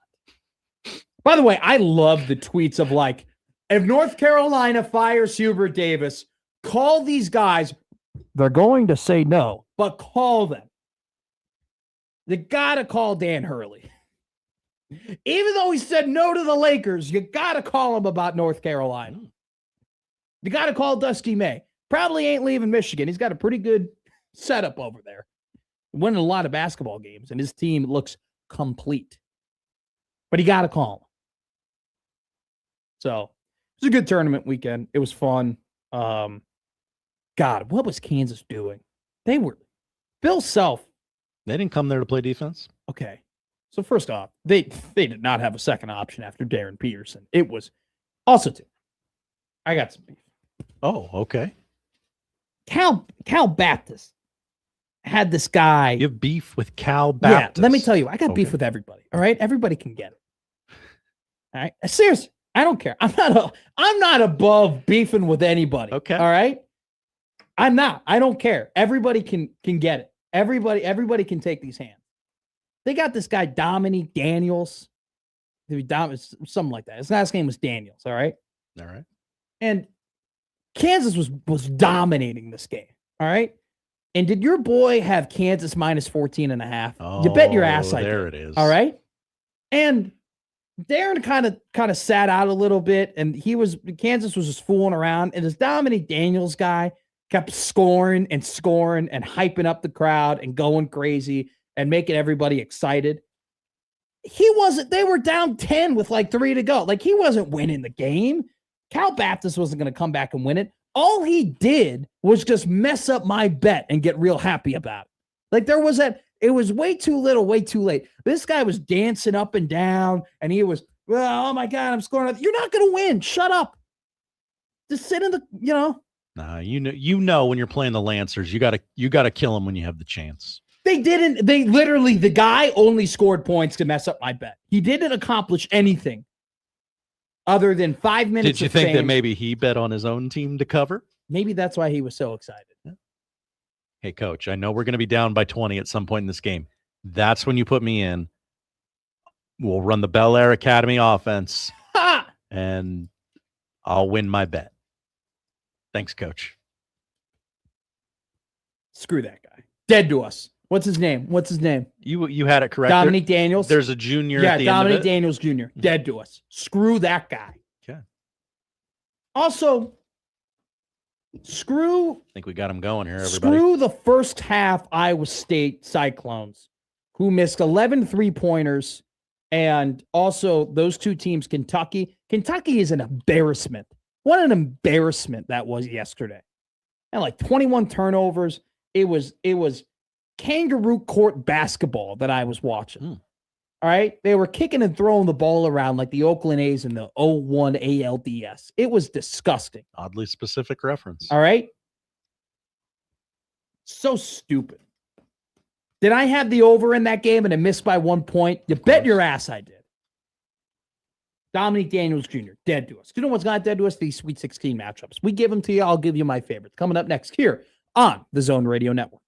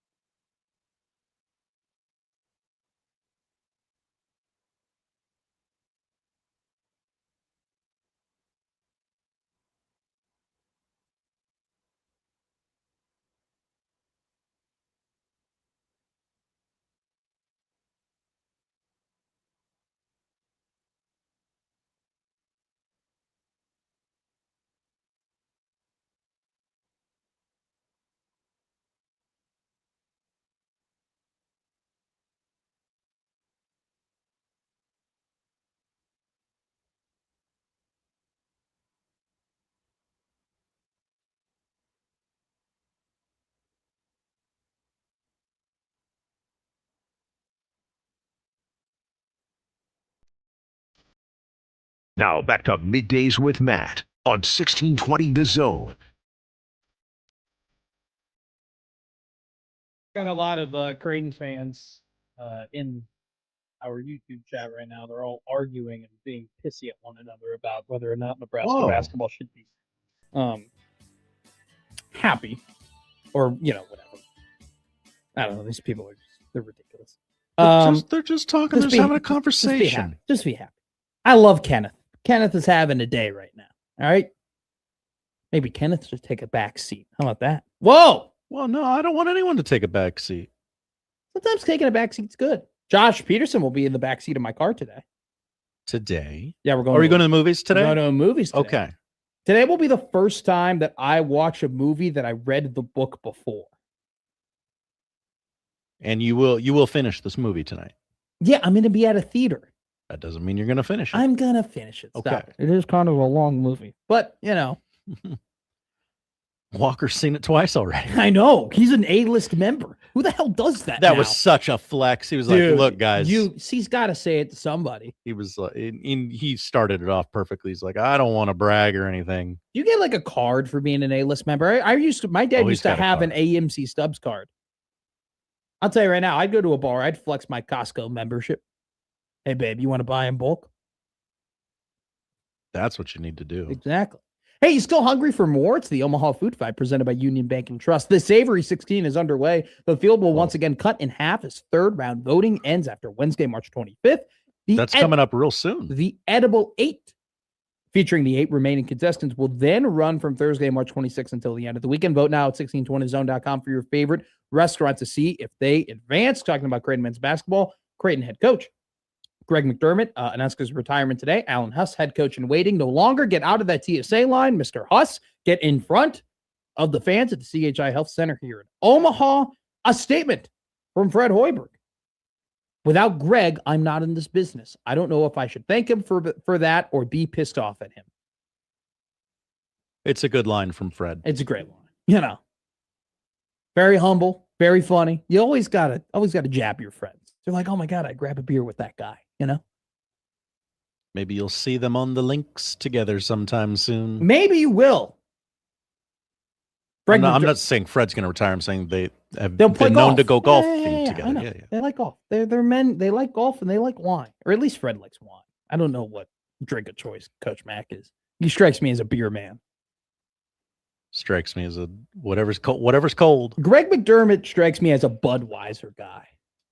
If I ever interview Coach Mack, which probably won't happen now, but if it were to happen, I think that would be my first question to him. Coach, drink of choice. Drink of choice.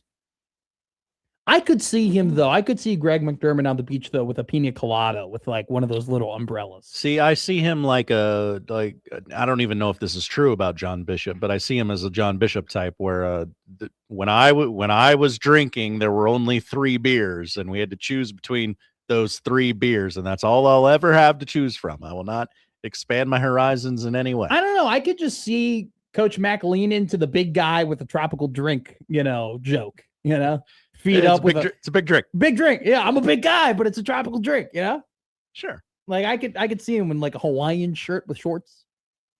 Cargo shorts guy, for sure. Oh, yeah. Without it. Gotta have pockets for everything. Gotta have pockets for everything. Talking about my bets, by the way, I'm gonna make a lot more this week. Some very intriguing Sweet 16 matchups. Texas, Purdue. Purdue has escaped the whole, they played 4 games in 4 days. Well, now they have a lot of rest. So you can stop talking about that. People got on me for for loving Purdue and picking them to go far in the tournament. Let me tell you why I did it. They had an easy draw.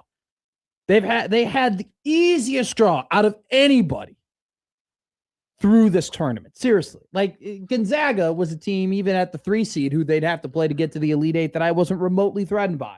And do you know why I wasn't remotely threatened by them? Because they ended up losing to Texas, who is now going to play the Purdue Boilermakers playing some of their best basketball of the season. Braden Smith still hasn't shot the ball all that great as of late, but his passing has been phenomenal, and their ability to get to the rim and just dominate down low. Trey Kaufman-Renn starting to play his best basketball of the year. Purdue looks great. Iowa, Nebraska going to be a war.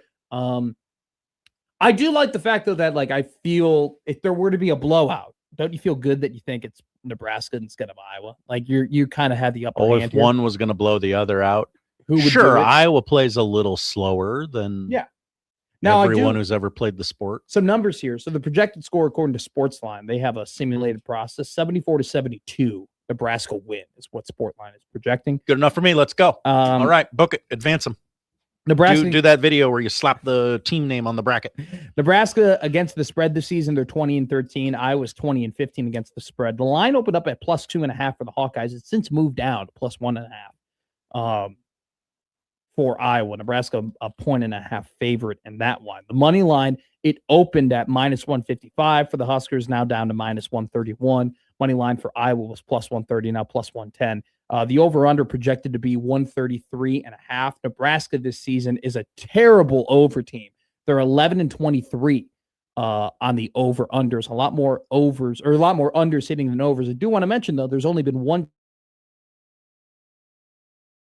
time this season that Nebraska's total has been between 132 and 136. They were 1-0 in that game. So they ended up hitting that over. They can thread that needle. They can thread that needle. They've done it once.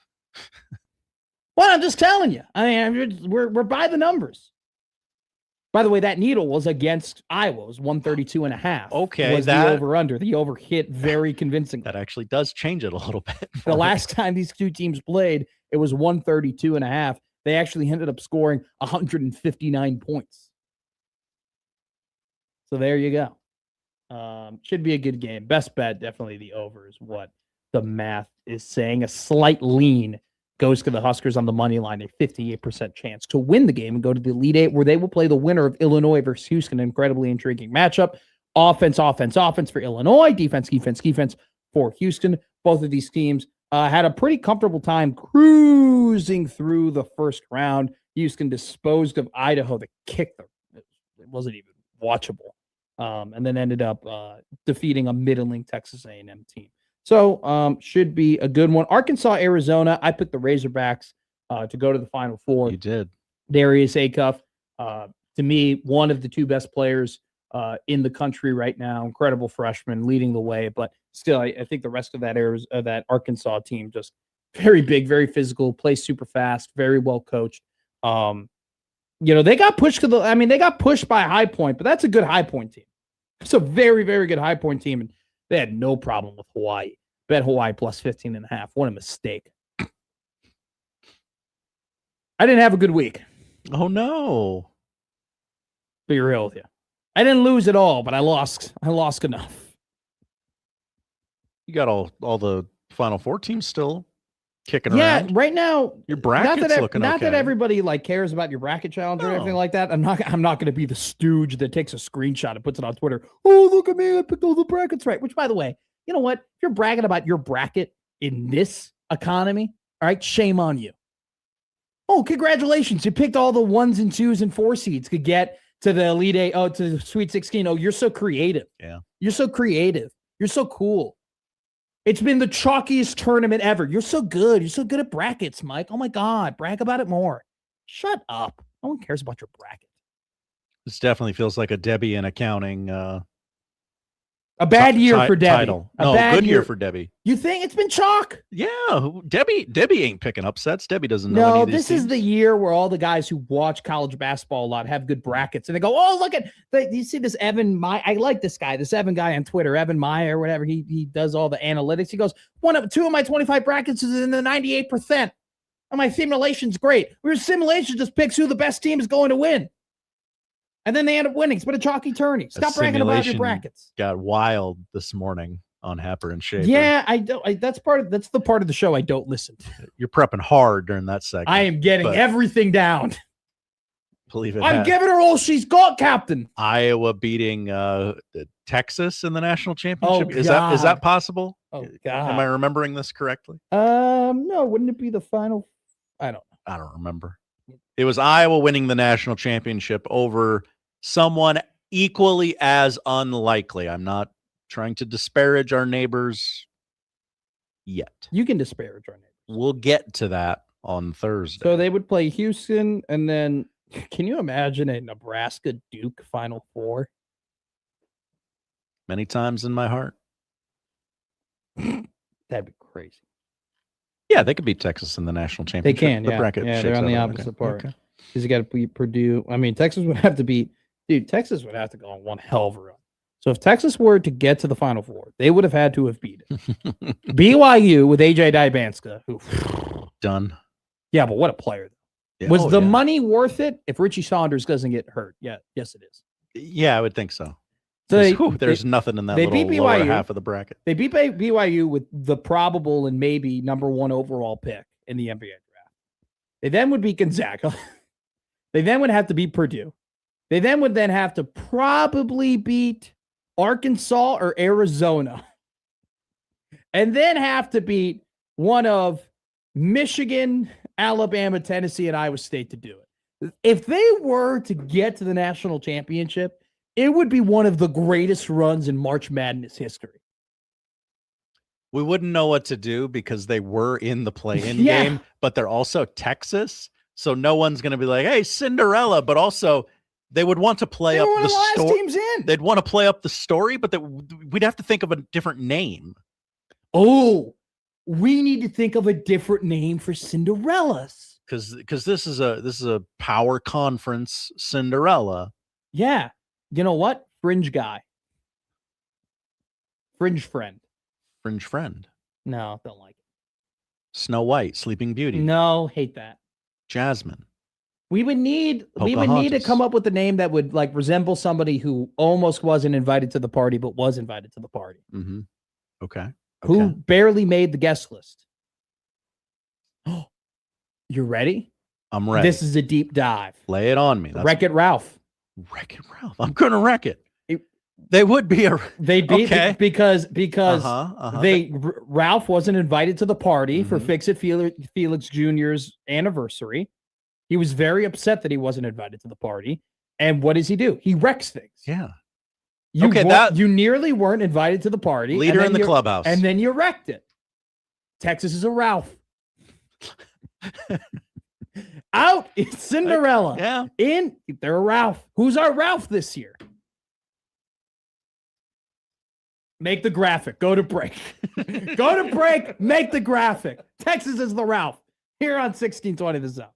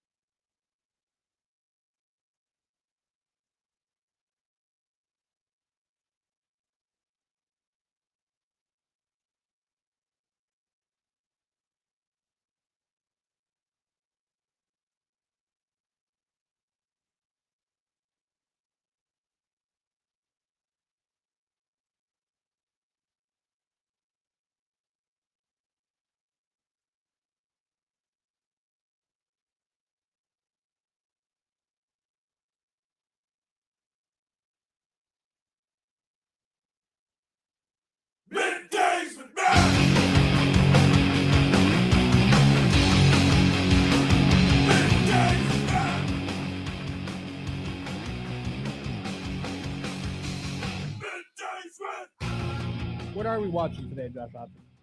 Well, not a lot to choose from. I would recommend you get reacquainted with your friends and family after the last 4 days of basketball. But if you need a basketball fix, the NIT quarterfinals are there for you. Wichita State at Tulsa, and then St. Joe's at New Mexico, 6 and 8 o'clock respectively on ESPN2. Women's tournament going on, round of 32. Iowa in action. Right now, they trail Virginia 28-21, about a minute to go until halftime there. And then the one seeds take over. UConn, Syracuse at 5, South Carolina, USC at 7, and UCLA, Oklahoma State at 8. NBA doubleheader on Peacock tonight. Spurs and Heat at 6, followed by Warriors, Mavericks, and one single game in the NHL today. It is the Ottawa Senators at the New York Rangers, 6:30 on NHL Network, Matt. New Mexico is a minus 11.5 favorite tonight against St. Joe's. St. Joe's getting nearly 12 points in tonight's game. Let's go ahead. Let's lower that spread. Let's lower it a little bit. Plus 8.5. Take it down. All right, take it down, and let's bet that. Bet the dog. Just St. Joe's minus 3 more points off their spread. And that's what we're going to roll with here on Dog of the Day. Oh, I forgot to play the intro. Well, we're running late anyway. The crossover with Josh Peterson and John Bishop and Sportsmanlike Conduct is coming up next. Thank you so much for listening to this great edition of Middays with Matt here on the Zone Radio Network.